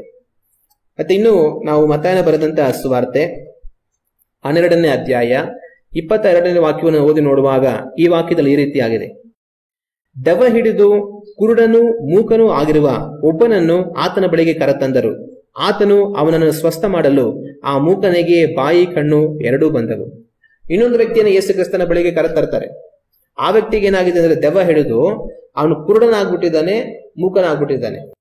ಆದ್ರೆ ಯೇಸು ಕ್ರಿಸ್ತನು ಪ್ರಾರ್ಥನೆ ಮಾಡಿದ ನಂತರ ಆ ದೆವ್ವದಿಂದ ಬಿಡುಗಡೆಯಾಗಿ ತಾನು ಕಾಣುವುದಕ್ಕೂ ಮಾತನಾಡುವುದಕ್ಕೂ ಪ್ರಾರಂಭ ಮಾಡ್ತಾನೆ. ಆಗ ಕೆಲವರಲ್ಲಿ ದೆವ್ವ ಹಿಡಿದು ಅವರನ್ನ ಕುರುಡುತನ ಅವರಿಗೆ ತರುವುದಕ್ಕೂ, ಅವರು ಮಾತನಾಡದ ಹಾಗೆ ಮೂಕರನ್ನಾಗಿ ಮಾಡೋದಕ್ಕೂ ಅವರಿಗೆ ಅವಕಾಶ ಇರುತ್ತೆ. ಮತ್ತೆ ಲೂಕನ ಬರೆದಂತಹ ಸುವಾರ್ತೆ 13ನೇ ಅಧ್ಯಾಯ ವಾಕ್ಯಗಳು 10ರಿಂದ ನಾವು ಓದಿ ನೋಡೋಣ. ಒಂದಾನೊಂದು ಸಬ್ಬತ್ ದಿನದಲ್ಲಿ ಆತನು ಒಂದು ಸಭಾಮಂದಿರದೊಳಗೆ ಉಪದೇಶ ಮಾಡುತ್ತಾ ಇದ್ದನು. ಅಲ್ಲಿ 18 ವರ್ಷಗಳಿಂದ ದೆವ್ವ ಬಡಿದು ಮೈಯಲ್ಲಿ ರೋಗವುಳ್ಳ ಒಬ್ಬ ಸ್ತ್ರೀಯು ಇದ್ದಳು. ಆಕೆಯು ನಡುಬೊಗ್ಗಿ ಹೋಗಿ ಸ್ವಲ್ಪವಾದರೂ ಮೈಯನ್ನು ಮೇಲಕ್ಕೆ ಎತ್ತಲಾರದೆ ಇದ್ದಳು. ಯೇಸು ಕ್ರಿಸ್ತನು ಒಂದು ಸಬ್ಬತ್ ದಿವಸದಲ್ಲಿ ಆಲಯದಲ್ಲಿ ಅವರು ಉಪದೇಶ ಮಾಡ್ತಾ ಇರ್ತಾರೆ. ಅಲ್ಲಿ ಇದ್ದಂತ ಒಂದು ಜನಗಳ ಮಧ್ಯದಲ್ಲಿ ಒಂದು ಸ್ತ್ರೀ ಇರ್ತಾಳೆ. ಆ ಸ್ತ್ರೀಗೆ ಏನಾಗಿದೆ ಅಂತಂದ್ರೆ 18 ವರ್ಷಗಳಿಂದ ದೆವ್ವ ಬಡಿದು, ಅಂದ್ರೆ ಆ ಸ್ತ್ರೀಯಲ್ಲಿ ಒಂದು ದೆವ್ವ ಸೇರ್ಕೊಂಡಿದೆ. ಅದು ಸೇರ್ಕೊಂಡು 18 ವರ್ಷಗಳಾಗಿದೆ. ಆ ದೆವ್ವ ಏನ್ ಮಾಡಿದೆ ಅಂದ್ರೆ ಆಕೆಯಲ್ಲಿ ಒಂದು ರೋಗವನ್ನು ಉಂಟು ಮಾಡಿದೆ. ಅದು ಎಂತಹ ರೋಗ ಅಂತಂದ್ರೆ ತನ್ನ ನಡು ಬಗ್ಗಿ ಹೋಗಿದೆ, ಗೂನು ತನ್ನ ಮೇಲೆ ಎದಳೋಕ್ ಆಗೋದಿಲ್ಲ, ಹಿಂಗ್ ಬಕ್ಕೊಂಡೇ ಇರಬೇಕು ಯಾವಾಗ್ಲೂ. ಆ ರೀತಿಯಾಗಿ ದೆವ್ವ ಏನ್ ಮಾಡಿದೆ, ತನ್ನನ್ನ ಕಟ್ಟಾಕ್ಬಿಟ್ಟಿದೆ. ಆದ್ರೆ ನಾವು 12ನೇ ವಾಕ್ಯದಿಂದ ಓದಿ ನೋಡುವಾಗ ಯೇಸು ಆಕೆಯನ್ನು ನೋಡಿ ಹತ್ತಿರಕ್ಕೆ ಕರೆದು ಆಕೆಗೆ, ಅಮ್ಮ, ನಿನಗೆ ರೋಗ ಬಿಡುಗಡೆಯಾಯಿತು ಎಂದು ಹೇಳಿ ಆಕೆಯ ಮೇಲೆ ತನ್ನ ಕೈಗಳನ್ನಿಟ್ಟನು. ಇಟ್ಟ ಕೂಡಲೇ ಆಕೆ ನೆಟ್ಟಗಾದಳು, ದೇವರನ್ನ ಕೊಂಡಾಡಿದಳು. ಹಲ್ಲೆಲೂಯಾ. ಆದ್ರೆ ಈ ರೀತಿ ದೇವರಿಂದ ಹಿಡಿಯಲ್ಪಟ್ಟು 18 ವರ್ಷದಿಂದ ಮೇಲೆ ಏಳೋದಕ್ಕೆ ಆಗದಳವಾಗಿ ಕಷ್ಟಪಡುವಂತ ಆ ಸ್ತ್ರೀಯನ್ನ ಯೇಸು ಕ್ರಿಸ್ತನ ಮುಟ್ಟಿ ಒಂದು ಕ್ಷಣದಲ್ಲಿ ಬಿಡುಗಡೆ ಮಾಡುವಂತದನ್ನ ದೇವರ ವಾಕ್ಯದಲ್ಲಿ ನಾವು ಕಾಣ್ತೇವೆ. ಆಗ ದೆವ್ವ ಒಂದು ಮನುಷ್ಯನಲ್ಲಿ ಸೇರಿ ಅವರ ಕೆಲವೊಂದು ಅಂಗಾಂಗಗಳನ್ನ ಕಟ್ಟಿ ಹಾಕಿ ಅವರುಗಳನ್ನ ತೊಂದರೆ ಪಡಿಸುವುದಕ್ಕೆ ಅವಕಾಶ ಇರುತ್ತೆ. ನಾವು ಮಾರ್ಕನ ಬರೆದಂತ ಸುವಾರ್ತೆ 9ನೇ ಅಧ್ಯಾಯದಲ್ಲಿ ಒಂದು ಘಟನೆಯನ್ನು ನಾವು ಕಾಣ್ತೀವಿ. ಮಾರ್ಕನ ಬರೆದಂತ ಸುವಾರ್ತೆ 9ನೇ ಅಧ್ಯಾಯದಲ್ಲಿ ನಾವು ಓದಿ ನೋಡುವಾಗ ಯೇಸು ಕ್ರಿಸ್ತನು ಅವರು ರೂಪಾಂತರದ ಬೆಟ್ಟದ ಮೇಲೆ ಹೋಗಿರ್ತಾರೆ. ಅವರು ಅಲ್ಲಿಂದ ಇಳಿದು ಬರೋ ಅಷ್ಟರಲ್ಲಿ ಒಂದು ತಂದೆ ಅವ್ರ ಮಗನನ್ನ ಶಿಷ್ಯನರ ಬಳಿಗೆ ಕರ್ಕೊಂಡ್ಬಂದು ಪ್ರಾರ್ಥನೆ ಮಾಡೋದಕ್ಕೆ ಅಂತ ಕೇಳ್ಕೊಳ್ತಾರೆ. ಅವ್ರ ಕೈಯಲ್ಲಿ ಬಿಡಿಸೋದಕ್ಕೆ ಆಗೋದಿಲ್ಲ. ಆಗ ಅಲ್ಲಿ ಆ ದೆವ್ವ ಆ ಹುಡುಗನಿಗೆ ಏನ್ ಮಾಡಿತು, ಏನ್ ತೊಂದರೆ ಕೊಡ್ತಾ ಇತ್ತು ಅನ್ನೋದನ್ನ ನಾವು ಧ್ಯಾನ ಮಾಡಿ ನೋಡೋಣ. 17ನೇ ವಾಕ್ಯದಿಂದ ನಾವು ಓದಿ ನೋಡುವಾಗ ಈ ರೀತಿಯಾಗಿದೆ. ಬೋಧಕನೇ, ನನ್ನ ಮಗನನ್ನು ನಿನ್ನ ಬಳಿಗೆ ಕರ್ಕೊಂಡು ಬಂದೆನು, ಅವನಿಗೊಂದು ಮೂಗ ದೆವ್ವ ಹಿಡಿದಿದೆ. ಇಲ್ಲಿ ತಂದೆನೇ ಹೇಳ್ತಾನೆ ಏನಂತಂದ್ರೆ ಯೇಸು ಕ್ರಿಸ್ತನ ಬಳಿಯಲ್ಲಿ, ಸ್ವಾಮಿ, ನನ್ನ ಮಗನಿಗೆ ಮೂಗು ದೆವ್ವ ಹಿಡಿದಿದೆ. ಅಂದ್ರೆ ಆ ದೆವ್ವ ಹಿಡಿದ್ರಿಂದ ಅವನೇನ್ ಮಾಡ್ತಾನೆ, ಮಾತಾಡೋದಿಲ್ಲ. ಆಗ ದೆವ್ವ ಮೂಗುತನವನ್ನ ಉಂಟು ಮಾಡೋದಕ್ಕೆ ಅವಕಾಶ ಇರುತ್ತೆ. ಅದು ಎಲ್ಲಿ ಅವನ ಮೇಲೆ ಬಂದರೂ ಅವನನ್ನ ಕೆಡವುತ್ತದೆ. ಇದೇನಾಗ್ತಾ ಇದೆ ಅಂದ್ರೆ ಯಾವಾಗ್ಲೂ ಈ ತರ ತೊಂದರೆ ಇರೋದಿಲ್ಲ, ಆಗಾಗ ಈ ಹುಡುಗನಿಗೆ ಆ ತರ ತೊಂದರೆ ಬರ್ತಾ ಇರುತ್ತೆ. ಹಂಗಂದ್ರೆ ಅರ್ಥ ಏನು, ದೆವ್ವ ಆ ವ್ಯಕ್ತಿಯಲ್ಲಿ ಇದೆ, ಅದೇನ್ ಮಾಡುತ್ತೆ, ಯಾವಾಗ್ಲೂ ಅವನ್ನ ಬಿಳಿಸಿ ಉಳ್ಳಾರಿಸ್ತಾ ಇರೋದಲ್ಲ, ಆವಾಗ ಆತರ ಅದು ಅವನಲ್ಲಿ ಕ್ರಿಯೆ ಮಾಡ್ತಾ ಇರುತ್ತೆ. ಅದು ಅವನಲ್ಲಿ ಕ್ರಿಯೆ ಮಾಡೋದಕ್ಕೆ ಪ್ರಾರಂಭ ಮಾಡಿದಾಗ ಏನ್ ಮಾಡುತ್ತೆ ಅಂದ್ರೆ ಅವನ ಮೇಲೆ ಬಂದಾಗ್ಲೆಲ್ಲ ಏನ್ ಮಾಡುತ್ತೆ, ಅವನ್ನ ಕೆಳಗಡೆ ಬೀಳಿಸುತ್ತೆ, ಕೆಡವುತ್ತದೆ. ಆಗ ಅವನು ನೊರೆ ಸುರಿಸುತ್ತಾ ಕರಕರನೆ ಹಲ್ಲು ಪಡೆಯುತ್ತಾ ಕುಂದಿ ಹೋಗುತ್ತಾನೆ. ಅವನ ಮೇಲೆ ಬಂದಾಗಲೆಲ್ಲ ಅವನೇನ್ ಮಾಡ್ತಾನೆ, ಬಿದ್ದು ಹೋಗಿ ನೆಲದಲ್ಲಿ ಉಳ್ಳಾಡ್ತಾ ಇರ್ತಾನೆ, ಅವನ ಬಾಯಲ್ಲಿ ನೊರೆ ಬರ್ತಾ ಇರುತ್ತೆ, ಅಲ್ಲೆಲ್ಲ ಅವನು ಕಚ್ತಾ ಇರ್ತಾನೆ. ಈ ರೀತಿ ದೆವ್ವ ಅವನಲ್ಲಿ ಆಗಾಗ ಅವನಿಗೆ ತೊಂದರೆ ಕೊಡ್ತಾ ಇರುತ್ತೆ ಅನ್ನುವಂಥದ್ದನ್ನ ಯೇಸು ಕ್ರಿಸ್ತನಿಗೆ ಆ ತಂದೆ ಹೇಳುವಂಥದ್ದನ್ನ ನಾವು ಕಾಣ್ತೀವಿ. ಇದೇ ಘಟನೆ ಮತ್ತಾಯ ಸುವಾರ್ತೆಯಲ್ಲಿ ನಾವು ಓದುವಾಗ ಆ ತಂದೆಗೆ ಏನ್ ಹೇಳ್ತಾನೆ ಅಂದ್ರೆ ಇದನ್ನ ಮೂರ್ಛಾ ರೋಗ ಅಂತ ಹೇಳ್ತಾನೆ. ಯೇಸು ಕ್ರಿಸ್ತನ ಬಳಿಯಲ್ಲಿ ಬರುವಾಗ ನನ್ನ ಮಗನಿಗೆ ಮೂರ್ಛಾ ರೋಗ ಇದೆ ಅಂತ ಮತ್ತಾಯ ಸುವಾರ್ತೆಯಲ್ಲಿ ಆ ತಂದೆ ಹೇಳೋದನ್ನ ನಾವು ಕಾಣ್ತೀವಿ. ಆಗ ಈ ಹುಡುಗನಿಗೆ ಕೆಳಗಡೆಯಲ್ಲೇ ಬಿದ್ದು ನೊರೆ ಬಂದು ಹಲ್ಲು ಕಚ್ಚುವಂಥದ್ದು ಈ ಕಾರ್ಯ ಏನು ಅಂತಂದ್ರೆ ಮೂರ್ಛಾ ರೋಗ. ಈಗ ನಾವು ಫಿಟ್ಸ್ ಅಂತ ಹೇಳ್ತೇವೆ. ಅದೇ ತರ ಆ ಹುಡುಗನಿಗೆ ಏನಾಗ್ತಾ ಇದೆ, ಫಿಟ್ಸ್ ಬರ್ತಾ ಇದೆ. ಆದ್ರೆ ಆ ಫಿಟ್ಸ್ ಬರ್ತಾ ಇರುವಂತದ್ದು ಸಾಧಾರಣವಾಗಿ ಸ್ವಾಭಾವಿಕವಾಗಿ ಅಲ್ಲ, ಆದ್ರೆ ಆ ದೆವ್ವ ಹಿಡಿದಿರೋದ್ರಿಂದ ಆ ರೀತಿ ಬರ್ತಾ ಇದೆ. ಮತ್ತೆ ಆಮೇಲೆ ಏನಾಗುತ್ತೆ, ಈ ತಂದೆ ತನ್ನ ಕೇಳ್ಕೊಳ್ತಾನೆ, ನಾನು ಬಿಡುಗಡೆ ಮಾಡಿಸ್ಬೇಕಂತ ನಿಮ್ಮ ಹತ್ರ ನನ್ನ ಹುಡುಗನ್ ಕರ್ಕೊಂಬಂದ್ರೆ ನಿಮ್ ಶಿಷ್ಯನ ಹತ್ರ ಬಿಡುಗಡೆ ಮಾಡೋದಕ್ಕೆ ಆಗ್ಲಿಲ್ಲ ಅಂತ ಹೇಳ್ಬಿಟ್ಟು ಯೇಸು ಕ್ರಿಸ್ತನ ಹತ್ರ ಹೇಳ್ತಾರೆ. ಆಮೇಲೆ ಯೇಸು ಕ್ರಿಸ್ತನ ಏನ್ ಮಾಡ್ತಾರೆ, ಆ ಹುಡುಗನ ನನ್ನ ಹತ್ರ ಕರ್ಕೊಂಡ್ ಬನ್ನಿ ಅಂತ ಹೇಳ್ತಾರೆ. 20ನೇ ವಾಕ್ಯದಿಂದ ನಾವು ಓದಿ ನೋಡುವಾಗ, ಅವನನ್ನು ನನ್ನ ಬಳಿಗೆ ತೆಗೆದುಕೊಂಡು ಬನ್ನಿರಿ ಅನ್ನಲು ಅವನನ್ನು ಆತನ ಬಳಿಗೆ ತೆಗೆದುಕೊಂಡು ಬಂದರು. ಆತನನ್ನು ಕಂಡ ಕೂಡಲೇ ಆ ದೆವ್ವವು ಅವನನ್ನು ಬಹಳವಾಗಿ ಉದ್ದಾಡಿಸಲು ಅವನು ನೆಲಕ್ಕೆ ಬಿದ್ದು ನೊರೆ ಸುರಿಸುತ್ತಾ ಹೊರಳಾಡಿದನು. ಈಗ ಯೇಸು ಕ್ರಿಸ್ತನ ಏನ್ ಮಾಡ್ತಾರೆ, ಆ ಹುಡುಗನನ್ನ ನನ್ನ ಹತ್ರ ಕರ್ಕೊಂಡ್ ಬನ್ನಿ ಅಂತ ಹೇಳ್ತಾರೆ. ಅವ್ರು ಕರ್ಕೊಂಡ್ ಬಂದಿದ ತಕ್ಷಣ ಏನಾಗುತ್ತೆ, ಆ ದೆವ್ವಕ್ಕಲ್ಲಿ ಇರೋದಕ್ಕಾಗೋದಿಲ್ಲ. ಅದೇನ್ ಮಾಡುತ್ತೆ, ಮತ್ತೆ ಬಹಳವಾಗಿ ಅಬ್ಬರಿಸಿ ನೆಲಕ್ಕೆ ಆ ಹುಡುಗನನ್ನ ಬೀಳಿಸಿ ಅವನನ್ನು ತೊಂದರೆ ಪಡಿಸ್ತಾರೆ. ಆಗ ಯೇಸು ಕ್ರಿಸ್ತನ ಏನ್ ಮಾಡ್ತಾರೆ, ಅವ್ರ ತಂದೆಯನ್ನ ನೋಡಿ ಒಂದು ಮಾತು ಕೇಳ್ತಾರೆ. ಇದು ಇವನಿಗೆ ಬಂದು ಎಷ್ಟು ದಿನವಾಯಿತು ಎಂದು ಕೇಳಿದಾಗ ಅವನು ಚಿಕ್ಕಂದಿನಿಂದಲೇ ಬಂದಿದೆ. ಇಲ್ಲಿ ಯೇಸು ಕ್ರಿಸ್ತನು ಒಂದು ಪ್ರಶ್ನೆ ಕೇಳ್ತಾರೆ. ಆ ಹುಡುಗ ಆತರ ಬಾಧೆಯಲ್ಲಿರುವಾಗ ಇವನಿಗೆ ಈ ತರ ಬಂದು ಎಷ್ಟು ಕಾಲ ಆಯ್ತು ಅಂತ ಯೇಸು ಕ್ರಿಸ್ತನ ತಂದೆಯನ್ನ ಪ್ರಶ್ನೆ ಮಾಡ್ತಾರೆ. ಆಗ ಏನಕ್ಕೆ ಪ್ರಶ್ನೆ ಮಾಡ್ತಾರೆ ಅಂತಂದ್ರೆ, ಆ ತಂದೆ ಕೊಡುವಂತ ಒಂದು ಉತ್ತರದಿಂದ ನಮಗೊಂದು ಸತ್ಯವನ್ನ ದೇವರ ಅರ್ಥ ಮಾಡಿಸ್ತಾರೆ. ಏನ್ ಅರ್ಥ ಮಾಡಿಸ್ತಾರೆ ಅಂದ್ರೆ, ಅವನು ಕೇಳಿದಾಗ ಎಷ್ಟು ದಿನ ಆಯ್ತು ಈ ತರ ಬಂದು ಅಂತ ಕೇಳಿದಾಗ ತಂದೆ ಕೊಡುವಂತ ಉತ್ತರ ಬಂದು ಚಿಕ್ಕಂದಿನಿಂದಲೇ ಬಂದಿದೆ ಅಂತ ತಂದೆ ಉತ್ತರ ಕೊಡ್ತಾನೆ. ಆಗ ಆ ಹುಡುಗನನ್ನ ಆ ದುಷ್ಟ ಆತ್ಮ ಯಾವಾಗಿಂದ ಹಿಡಿದಿದೆ ಅಂತಂದ್ರೆ, ಚಿಕ್ಕ ವಯಸ್ಸಿನಿಂದಲೇ ಅದು ಹಿಡಿದಿದೆ. ಚಿಕ್ಕ ವಯಸ್ಸಿಂದ ಹಿಡಿದು ಆ ಹುಡುಗನನ್ನ ಅದು ತೊಂದರೆ ಪಡಿಸ್ತಾ ಇದೆ. ಆಗ ಚಿಕ್ಕ ವಯಸ್ಸಿನಿಂದಲೇ ದುಷ್ಟ ಆತ್ಮಗಳು ಮಕ್ಕಳನ್ನ ಹಿಡಿಯೋದಕ್ಕೆ ಅವಕಾಶ ಇರುತ್ತೆ ಅನ್ನೋದನ್ನ ನಾವು ತಿಳ್ಕೊಳ್ಬಹುದು. ನಾವು ಕೆಲವೊಂದ್ಸಲ ಏನ್ ಮಾಡ್ಬಿಡ್ತೇವೆ, ತುಂಬಾ ದೊಡ್ಡ ತಪ್ಪು ಮಾಡ್ಬಿಡ್ತೇವೆ. ಏನ್ ದೊಡ್ಡ ತಪ್ಪು ಅಂತಂದ್ರೆ, ಅಯ್ಯೋ ಇನ್ನ ಮಗು ಚಿಕ್ಕ ಹುಡುಗ, ಅವ್ನಿಗೇನ್ ಗೊತ್ತಾಗುತ್ತೆ, ಅವ್ನ ಸಭೆ ಕರ್ಕೊಂಡ್ ಬರ್ಬೇಕಾ, ಬೇಡ ಮನೇಲಿ ಆಟ ಆಡ್ಕೊಂಡಿರ್ಲಿ ಬಿಡಿ ಅಂತ ಅಂದ್ಬಿಟ್ಟು ಎಷ್ಟೋ ತಂದೆ ತಾಯಿಗಳು ಅವ್ರ ಮಕ್ಕಳನ್ನ ಸಭೆ ಕರ್ಕೊಂಡ್ ಬರೋದಿಲ್ಲ. ಆ ಸಭೆ ಕರ್ಕೊಂಡ್ ಬಂದ್ರೆ ಸುಮ್ನೆ ಸೌಂಡ್ ಮಾಡ್ತಾ ಇರ್ತಾನೆ, ಮಾತಾಡ್ತಾ ಇರ್ತಾನೆ, ಅಲ್ಲಿ ಇಲ್ಲಿ ಓಡಾಡ್ತಾ ಇರ್ತಾನೆ, ಅದು ಇದು ಕೀಳ್ತಾ ಇರ್ತಾನೆ, ಪಾಸ್ಟರ್ ಬೈತಾರೆ. ಅಯ್ಯೋ ಅವ್ನ ಮಕ್ಕಳು ಅವ್ನ್ ಬಂದು ಅವ್ನಿಗೆ ಆಡೋದೇನ್ ಗೊತ್ತಾಗುತ್ತೆ, ಪ್ರಾರ್ಥನೆ ಮಾಡೋದೇನ್ ಗೊತ್ತಾಗುತ್ತೆ, ವಾಕ್ಯ ಹೇಳೋದೇನ್ ಗೊತ್ತಾಗುತ್ತೆ. ಅಯ್ಯೋ ಮಕ್ಕಳು ಬೇಡ ಬೇಡ ಮನೇಲಿ ಇರ್ಲಿ, ನೀನ್ ಟಿವಿ ನೋಡ್ಕೊಂಡಿರೋ ಅಂತ ಟಿವಿ ಹಾಕ್ಬಿಟ್ಟು ಬೊಂಬೆ ಹಾಕಿ ಬಿಟ್ಬಿಟ್ಟಿರ್ತಾರೆ, ಇಲ್ಲ ಮೊಬೈಲ್ ಕೊಟ್ಬಿಟ್ಟು ಮೊಬೈಲ್ ನೋಡ್ಕೊಂಡು ಬಿಟ್ಬಿಟ್ಟಿರ್ತಾರೆ. ಸಭೆಗೆ ಮಕ್ಕಳನ್ನ ಕರ್ಕೊಂಡ್ ಬರೋದಿಲ್ಲ. ಆದ್ರೆ ಅದು ತುಂಬಾ ದೊಡ್ಡ ಅಪಾಯ. ಅವರು ದೇವರ ಸನ್ನಿಧಿಯಲ್ಲಿ ಇರಬೇಕಾಗಿರೋದು ಬಹಳ ಮುಖ್ಯ. ಹಣ್ಣಳನ್ನ ನಾವು ನೋಡುವಾಗ ಹಣ್ಣಳು ಏನ್ ಮಾಡ್ತಾಳೆ, ದೇವರ ಹತ್ರ ಪ್ರಾರ್ಥನೆ ಮಾಡಿ, ಸ್ವಾಮಿ ನೀನ್ ನನ್ಗೊಂದು ಮಗು ಕೊಟ್ರೆ ಆ ಮಗು ನಾನು ನಿನಗೆ ಕೊಡ್ತೀನಿ ಅಂತ ಪ್ರಾರ್ಥನೆ ಮಾಡ್ಬಿಟ್ಟು ದೇವರು ಸಮುವೇಲನನ್ನು ಕೊಟ್ಟಾಗ ತನ್ನ ಚಿಕ್ಕ ಹುಡುಗ ಆಗಿರುವಾಗ್ಲೇನೆ ಕರ್ಕೊಂಡ್ಬಂದು ಏನೇ ಹತ್ರ ಬಿಟ್ಬಿಟ್ಟು ಹೋಗ್ಬಿಡ್ತಾಳೆ. ಆಗ ಹಣ್ಣಳು ಇವನ ಚಿಕ್ಕ ಹುಡುಗ, ಇವ್ನು ದೊಡ್ಡವನಾಗ್ಲಿ, ಇವ್ನು ಬುದ್ಧಿ ಬರ್ಲಿ, ಎಲ್ಲಾ ತಿಳುವಳಿಕೆ ಬರ್ಲಿ, ಆಮೇಲೆ ಕರ್ಕೊಂಡು ಹೋಗ್ಬಿಡ್ತೀನಿ ಅಂತ ಯೋಚನೆ ಮಾಡೋದಿಲ್ಲ. ನಾನು ದೇವರ ಹತ್ರ ಅದಕ್ಕೆ ಮಾಡಿದ್ದೀನಿ, ಅವನು ಇರ್ತಾನೋ ಇರೋದಿಲ್ವೋ, ಆಳ್ತಾನೋ ಆಳೋದಿಲ್ವಾ, ಅವ್ನು ಕರ್ಕೊಂಡು ನಾನು ಬಿಟ್ಬಿಡ್ತೀನಿ ಅಂತ ಚಿಕ್ಕ ವಯಸ್ಸಿನಲ್ಲೇ ಕರ್ಕೊಂಡು ಹೋಗಿ ಹಣ್ಣಳು ಸಮುವೇಲನ ದೇವರ ಸನ್ನಿಧಿಯಲ್ಲಿ ಬಿಟ್ಬಿಟ್ಲು. ಆದ್ರೆ ಬಿಟ್ಟಿದ್ರಿಂದ ದೇವರು ಅವನ ಜೊತೆ ಮಾತಾಡಿ ದೊಡ್ಡ ಪ್ರವಾದಿಯಾಗಿ ಅವನ್ನ ಬೆಳೆಸಿದ್ರು. ಹಲ್ಲೆಲೂಯ. ಆದ್ರೆ ಅವ್ನು ದೊಡ್ಡನಾಗ್ಲಿ, ಬುದ್ಧಿ ಬರಲಿ, ಆಮೇಲೆ ಕರ್ಕೊಂಡು ಹೋಗೋಣ ಅಂತ ಇದ್ದಿದ್ರೆ ಸಮುವೇಲ ಹೋಗ್ತಾ ಇರಲಿಲ್ಲ, ಓಡೋಗ್ಬಿಟ್ರು. ನಾನು ಬರಲ್ಲ ಹೋಗು ಅಂತ ಅಂದ್ಬಿಟ್ಟು. ಚಿಕ್ಕ ವಯಸ್ಸಿನಿಂದಲೇ ನಾವು ಮಕ್ಕಳನ್ನ ದೇವರ ಸನ್ನಿಧಿಗೆ ಕರ್ಕೊಂಡ್ ಬರೋದಕ್ಕೆ ರೂಢಿ ಮಾಡಿಸಿದ್ರೆ ಆ ಮಕ್ಕಳಿಗೆ ಆ ತಿಳುವಳಿಕೆ ಬರುತ್ತೆ. ಆ ತಿಳುವಳಿಕೆ ಇಲ್ಲಾಂದ್ರೆ ದೇವರ ಆ ತಿಳುವಳಿಕೆ ಕೊಡ್ತಾರೆ. ಮಕ್ಕಳಿಗೆ ನಾವು ಸಭೆಗೆ ಹೋಗ್ಬೇಕು, ಸಭೆ ಆರಾಧನೆಯಲ್ಲಿ ಭಾಗವಹಿಸಬೇಕು ಅನ್ನೋಂತ ದೇವರ ಕಾರ್ಯಗಳ ಕುರಿತಾದ ಗಮನ ಅವರಿಗೆ ಬರುತ್ತೆ. ಆದ್ರೆ ನಾವೇ ಚಿಕ್ಕ ವಯಸ್ಸಿಂದ ನಿನ್ ಮನೇಲಿರಪ್ಪ, ನೀನ್ ಸಭೆಗೆ ಬರೋದ್ ಬೇಡ, ಚಿಕ್ಕ ಹುಡುಗ ನೀನೇನ್ ಮಾಡ್ತೀಯ ಅಂತಂದ್ರೆ ನಾಳೆ ದೊಡ್ಡವರಾದ್ಮೇಲೆ ಕೂಡ ಅವ್ನಿಗೆ ಏನ್ ಭಾವನೆ ಬರುತ್ತಂದ್ರೆ, ನಾವ್ ಸಭೆಗೆ ಹೋಗ್ಬೇಕಾದ್ರೆ ಅಗತ್ಯ ಇಲ್ಲ, ನಾವ್ ಅಪ್ಪ ನಾವು ಹೋದ್ರೆ ಸಾಕು, ನೀವ್ ಹೋಗಿ ನಾನು ಯಾಕೆ ಅಂತ ಹೇಳ್ತಾ ಇರ್ತಾರೆ. ಆಗ ದೇವರ ಸನ್ನಿಧಿಯಿಂದ ಅವರನ್ನ ದೂರ ಇಡೋದು ಯಾರು ಅಂತಂದ್ರೆ ತಂದೆ ತಾಯಿಗಳೇ. ಆತರ ತಪ್ಪನ್ನ ಮಾಡಬಾರದು. ಆದ್ರೆ ಅವ್ರನ್ನ ಬರೀ ಸಭೆಯಿಂದ ದೂರ ಇಡೋದು ಮಾತ್ರ ಅಲ್ಲ, ಮನೆಯಿಂದಲೂ ಸಹ ಅವ್ರನ್ನ ದೂರ ಇಡ್ತಾರೆ. ಮನೆಯಲ್ಲಿ ಕುಟುಂಬ ಪ್ರಾರ್ಥನೆ ಮಾಡ್ತಾ ಇದ್ರೆ, ಹೋಗ ನೀನ್ ರೂಮಲ್ಲಿ ಆಟ ಆಡಕ್ ಹೋಗ, ನೀನ್ ಟಿವಿ ನೋಡಕ್ ಹೋಗುವಾಗ, ನೀನ್ ಮೊಬೈಲ್ ನೋಡ್ಕೊ ಕೂತ್ಕೊಳ್ಳ ಅಂತ ಮಕ್ಕಳು ಏನ್ ಮಾಡ್ತಾರೆ, ಏನೋ ಕೊಟ್ಟು ಕುಂಡಿಸ್ಬಿಟ್ಟು ನಮಗ್ ತೊಂದರೆ ಮಾಡಬೇಡ ಅಷ್ಟೇ ಪ್ರಾರ್ಥನೆ ಮಾಡೋದಕ್ಕೆ ಅಂತ ಇವ್ರ ಮಗನ್ ಸಪರೇಟ್ ಆಗಿ ಕಳಿಸ್ಬಿಟ್ಟು ಇವ್ರು ಪ್ರಾರ್ಥನೆ ಮಾಡ್ತಾ ಇರ್ತಾರೆ. ಆದ್ರೆ ಈ ರೀತಿ ಸಭೆಯಿಂದಲೋ ಅಥವಾ ಕುಟುಂಬ ಪ್ರಾರ್ಥನೆಯಿಂದಲೋ ಅಥವಾ ಬೇರೆ ಯಾವುದೇ ಒಂದು ಪ್ರಾರ್ಥನೆಯಲ್ಲಾಗಿರ್ಬೋದು, ಮಕ್ಕಳನ್ನ ದೇವರ ಸಮ್ಮುಖವನ್ನು ತಂದೆ ತಾಯಿ ಹುಡುಕುವಾಗ ಮಕ್ಕಳನ್ನ ಸೇರಿಸಿ ದೇವರ ಸಮ್ಮುಖವನ್ನು ಅವ್ರು ಹುಡುಕ್ಬೇಕು ತಂದೆ ತಾಯಿಗಳಾಗಿ. ಯೆಹೋಶುವ ನಾನ್ ಮಾತ್ರ ನಿನ್ನ ಸೇವಿಸ್ತೇನೆ ಸ್ವಾಮಿ ಅಂತ ಹೇಳಿಲ್ಲ, ನಾನು ನನ್ನ ಮನೆಯವರು ಯೆಹೋವನನ್ನೇ ಸೇವಿಸುವ ಅಂತ ಹೇಳಿದ್ರು. ಹಲ್ಲೆಲೂಯ. ಮಕ್ಕಳಿಗೆ ದೇವರನ್ನ ಹುಡುಕೋದನ್ನ ಕಲಿಸಬೇಕು, ಮಕ್ಕಳನ್ನ ದೇವರ ಸನ್ನಿಧಿಗೆ ಕರೆತರಬೇಕು. ಮಕ್ಕಳು ಶಾಲೆಗೆ ಹೋಗಲ್ಲ ಅಂತ ಹೇಳ್ತಾರೆ, ತಂದೆ ತಾಯಿ ಹೋಗಿದ್ರೆ ಬಿಟ್ಬಿಡ್ತಾರ? ಅವ್ರನ್ನ ಖಂಡಿತವಾಗಿ ಕಳಿಸ್ತಾರೆ. ಅದೇ ತರನೇ ಮಕ್ಕಳನ್ನ ಬುದ್ಧಿ ಇಲ್ಲದಿರುವಂತ ವಯಸ್ಸಲ್ಲಿ ಸಭೆಗೆ ಕರ್ಕೊಂಡ್ ಬರಬೇಕು. ದೊಡ್ಡವ್ರು ಆದ್ಮೇಲೆ ಕೂಡ ಅವ್ರು ಬರೋದಿಲ್ಲ ಅಂದ್ರೆ ಕೂಡ ಅವ್ರನ್ನ ದೇವರ ಸನ್ನಿಧಿಗೆ ಖಂಡಿತವಾಗಿ ಕರೆ ತರಲೇಬೇಕು. ಶಾಲೆಗೆ ಹೋಗಿ ಕುತ್ಕೊಂಡು ಗಮನವಾಗಿ ಪಾಠ ಕೇಳಿ ಎಲ್ಲಾ ಕಲಿಯೋ ತರ ಮಾಡ್ತೀವಲ್ಲ, ದೇವರನ್ನು ಅದೇ ತರ ಹುಡುಕಿ ದೇವರನ್ನ ಕಂಡುಕೊಳ್ಳುವಂತವர்களಾಗಿ ತಂದೆ ತಾಯಿಗಳ ಮಕ್ಕಳನ್ನ ರೂಪಿಸಬೇಕು.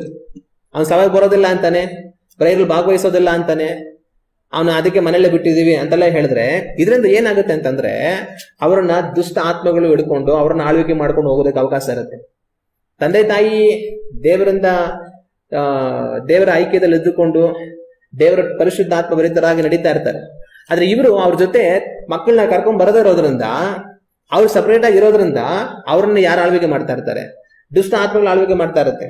ದೇವರನ್ನ ಹುಡುಕದಿರುವಂತ, ದೇವರಿಗೆ ಭಯಪಡದಿರುವಂತ, ದೇವರ ಮೇಲೆ ನಂಬಿಕೆ ಇಡಬೇಕನ್ನುವಂತ ಭಾವನೆ ಬರದಿರುವಂತ, ದೇವರ ಸಮೀಪಕ್ಕೆ ಬರದಿರುವಂತ ಕಠಿಣವಾದ ಮನಸ್ಸನ್ನು ಅವರಲ್ಲಿ ಉಂಟು ಮಾಡಿ ಅವರು ದೇವರಿಂದ ದೂರ ಆಗಿ ಹೋಗೋ ಹಾಗೆ, ದೇವರ ಕಾರ್ಯಗಳಲ್ಲಿ ಆಸಕ್ತಿ ಇಲ್ಲದೆ ಲೌಕಿಕವಾದ ಕಾರ್ಯಗಳಲ್ಲಿ ಆಸಕ್ತಿಗೊಂಡು ಅದರಲ್ಲೇ ಹೊರಟು ಹೋಗಿ ದೇವರಿಂದ ದೂರ ಆಗಿ ಹೋಗಿ ಬಿಡೋ ಹಾಗೆ ದುಷ್ಟ ಆತ್ಮಗಳು ಕ್ರಿಯೆ ಮಾಡ್ತಾ ಇರ್ತಾರೆ. ಅದರಿಂದ ನಾವೇನ್ ಮಾಡ್ಬೇಕಂದ್ರೆ ಮಕ್ಕಳನ್ನ ದೇವರ ಸನ್ನಿಧಿಯಿಂದ ನಾವು ದೂರ ಮಾಡಬಾರದು.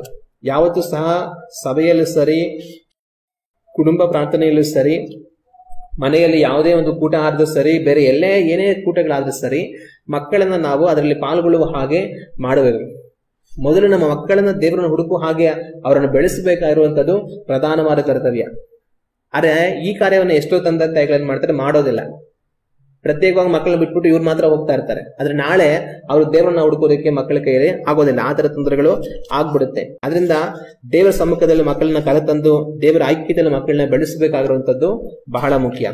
ಮತ್ತೆ ಇನ್ನು ಆ ತಂದೆ ಏನ್ ಹೇಳ್ತಾನಂದ್ರೆ, ಚಿಕ್ಕಂದಿನಿಂದಲೇ ಬಂದಿದೆ, ಮತ್ತೆ ಇವನನ್ನು ಕೊಲ್ಲಬೇಕೆಂದು ಆಗಾಗ್ಗೆ ಬೆಂಕಿಯಲ್ಲಿಯೂ ನೀರಿನಲ್ಲಿಯೂ ಕೆಡಬೇಕು.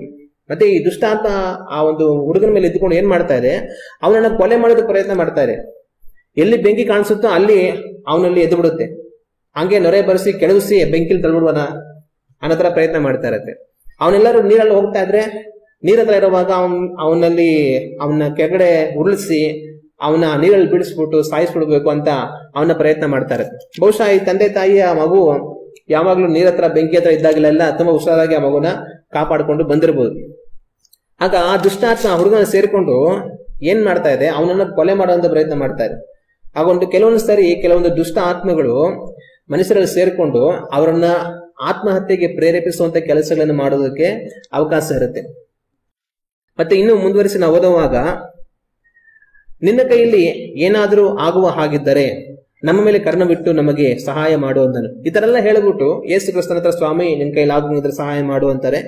ಯೇಸು ಕ್ರಿಸ್ತನು ಸಹ ಆಮೇಲೆ ನಿನ್ನ ಕೈಯಲ್ಲಿ ಆಗುವ ಹಾಗಿದ್ದರೆ ಅಂತೀಯ, ನಂಬುವನಿಗೆ ಎಲ್ಲ ಆಗುತ್ತೆ ಅಂತ ಹೇಳಿ ಆನಂತರ ಆ ವ್ಯಕ್ತಿ ಸ್ವಾಮಿ ಸಹಾಯ ಮಾಡು, ನಂಬಿಕೆ ಕಡಿಮೆ ಆಗಿದೆ ಸಹಾಯ ಮಾಡು ಅಂತೆಲ್ಲ ಹೇಳ್ತಾನೆ. ದೇವರೇ ಮಾಡ್ತಾರೆ, ಸಹಾಯ ಮಾಡ್ತಾರೆ. ಆಗ ಯೇಸು ಕ್ರಿಸ್ತನು ಆ ದೆವ್ವವನ್ನ ಓಡಿಸುವಾಗ, ಬಿಡಿಸುವಾಗ ಏನ್ ಹೇಳ್ತಾರೆ ಅಂದ್ರೆ, 25ನೇ ವಾಕ್ಯವನ್ನ ನಾವು ಓದಿ ನೋಡುವಾಗ, ಆಗ ಯೇಸು ಜನರ ಗುಂಪು ಓಡಿ ಬರುವುದನ್ನು ಕಂಡು ಆ ದೆವ್ವವನ್ನ ಗದರಿಸಿ, ಎಲ್ಲ ಕಿವುಡಾದ ಮೂಗು ದೆವ್ವವೇ, ಇವನನ್ನು ಬಿಟ್ಟು ಹೋಗು, ಇನ್ನು ಮುಂದೆ ಹಿಡಿಯಬೇಡವೆಂದು ನಾನು ನನಗೆ ಅಪ್ಪಣೆ ಕೊಡುತ್ತೇನೆ ಅಂದನು. ಇಲ್ಲಿ ಯೇಸು ಕ್ರಿಸ್ತನ ಆ ದೆವ್ವವನ್ನು ನೋಡಿ ಹೇಳೋ ಮಾತು ಕಿವುಡಾದ ಮೂಗು ದೆವ್ವವೇ ಅಂತ ಹೇಳ್ತಾರೆ. ಹಂಗಂದ್ರೆ ಕೆಲವೊಂದ್ಸಲಿ ದೆವ್ವಗಳು ಸೇರಿಕೊಂಡು ಒಂದು ಮನುಷ್ಯನಲ್ಲಿ ಕಿವುಡುತನವನ್ನು ಸಹ ಉಂಟು ಮಾಡಬಹುದು. ಮಾತು ಬರದ ಹಾಗೆ ಅವರನ್ನು ಮೂಕರು ಮಾಡಬಹುದು, ಕಿವಿಗಳು ಕೇಳಿಸದ ಹಾಗೆ ಕಿವುಡುತನವನ್ನು ಸಹ ದೆವ್ವಗಳು ಉಂಟು ಮಾಡೋದಕ್ಕೆ ಅವಕಾಶ ಇರುತ್ತೆ. ಕಿವುಡಾದ ಮೂಗು ದೆವ್ವವೇ ಅಂತ ಹೇಳಿ ಅದನ್ನ ಓಡಿಸ್ತಾರೆ, ಮತ್ತೆ ಹಿಡಿಯಬೇಡ ಅಂತ ಹೇಳ್ತಾರೆ. ಕಾರಣ ಏನಂತಂದ್ರೆ, ಬಿಟ್ರೆ ಅವು ತಿರ್ಗಾ ಹಿಡಿಯೋದಕ್ಕೂ ಅವಕಾಶ ಇರುತ್ತೆ. ಅದರಿಂದ ಯೇಸು ಕ್ರಿಸ್ತರು ಏನ್ ಮಾಡ್ತಾರೆ, ಹಿಡಿಯಬೇಡ ಅಂತ ಹೇಳಿ ಓಡಿಸುವಂತದನ್ನ ದೇವರ ವಾಕ್ಯದಲ್ಲಿ ನಾವು ಕಾಣ್ತೀವಿ. ಮತ್ತಾಯ ಸುವಾರ್ತೆಯಲ್ಲಿ ನಾವು ಓದುವಾಗ ಆ ತಂದೆಗೆ ಏನ್ ಹೇಳ್ತಾನಂದ್ರೆ, ಇದನ್ನ ಮೂರ್ಛ ರೋಗ ಅಂತ ಹೇಳ್ತಾನೆ. ಯೇಸು ಕ್ರಿಸ್ತನ ಬಳಿಯಲ್ಲಿ ಬರುವಾಗ ನನ್ನ ಮಗನಿಗೆ ಮೂರ್ಛ ರೋಗ ಇದೆ ಅಂತ ಮತ್ತಾಯ ಸುವಾರ್ತೆಯಲ್ಲಿ ಆ ತಂದೆ ಹೇಳೋದನ್ನ ನಾವು ಕಾಣ್ತೀವಿ. ಆಗ ಈ ಹುಡುಗನಿಗೆ ಕೆಳಗಡೆಯಲ್ಲೇ ಬಿದ್ದು ನೊರೆ ಬಂದು ಹಲ್ಲು ಕಚ್ಚುವಂಥದ್ದು ಈ ಕಾರ್ಯ ಏನು ಅಂತಂದ್ರೆ ಮೂರ್ಛ ರೋಗ. ಈಗ ನಾವು ಫಿಟ್ಸ್ ಅಂತ ಹೇಳ್ತೇವೆ. ಅದೇ ತರ ಆ ಹುಡುಗನಿಗೆ ಏನಾಗ್ತಾ ಇದೆ, ಫಿಟ್ಸ್ ಬರ್ತಾ ಇದೆ. ಆದ್ರೆ ಆ ಫಿಟ್ಸ್ ಬರ್ತಾ ಇರುವಂತದ್ದು ಸಾಧಾರಣವಾಗಿ ಸ್ವಾಭಾವಿಕವಾಗಿ ಅಲ್ಲ, ಆದ್ರೆ ಆ ದೆವ್ವ ಹಿಡಿದಿರೋದ್ರಿಂದ ಆ ರೀತಿ ಬರ್ತಾ ಇದೆ. ಇದನ್ನ ತಗೊಂಡು ಕೆಲವರೆಲ್ಲ ಏನ್ ಮಾಡ್ಬಿಡ್ತಾರೆ ಅಂತಂದ್ರೆ, ಈ ಫಿಟ್ಸ್ ಬರೋದೆಲ್ಲ ದೆವ್ವ ಇಂದಾನೆ ಬರೋದು ಅಂತ ಹೇಳ್ಬಿಡ್ತಾರೆ. ಯಾರಿಗೆ ಫಿಟ್ಸ್ ಬಂದ್ರು ಅವ್ರಿಗೆ ದೆವ್ವ ಇದೆ ಅದಕ್ಕೆ ಫಿಟ್ಸ್ ಬರೋದು ಅಂತ ಹೇಳ್ಬಿಡ್ತಾರೆ. ಆದ್ರೆ ಫಿಟ್ಸ್ ಆ ಮನುಷ್ಯನ ನರಮಂಡಲದಲ್ಲಿರುವಂತ ಸಮಸ್ಯೆಯಿಂದ ಸಾಧಾರಣವಾಗಿ ಕೂಡ ಸ್ವಾಭಾವಿಕವಾಗಿ ಕೂಡ ಬರುತ್ತೆ. ದೆವ್ವ ಹಿಡಿಯಲ್ಪಟ್ಟಿರೋದನ್ನು ಕೂಡ ಬರೋದಕ್ಕೆ ಅವಕಾಶ ಇರುತ್ತೆ. ಆದ್ರೆ ದೆವ್ವ ಹಿಡಿಯಲ್ಪಡೋದಕ್ಕೂ ಸ್ವಾಭಾವಿಕ ಆ ಒಂದು ಮೂರ್ಛ ರೋಗಕ್ಕೂ ಏನ್ ವ್ಯತ್ಯಾಸ ಅಂತಂದ್ರೆ, ಸ್ವಾಭಾವಿಕವಾಗಿ ಆ ಅನಾರೋಗ್ಯ ಇರುವಂತವ್ರು ಔಷಧಿಗಳು ತಗೊಳ್ಳುವಾಗ ಸರಿ ಹೋಗ್ತಾರೆ.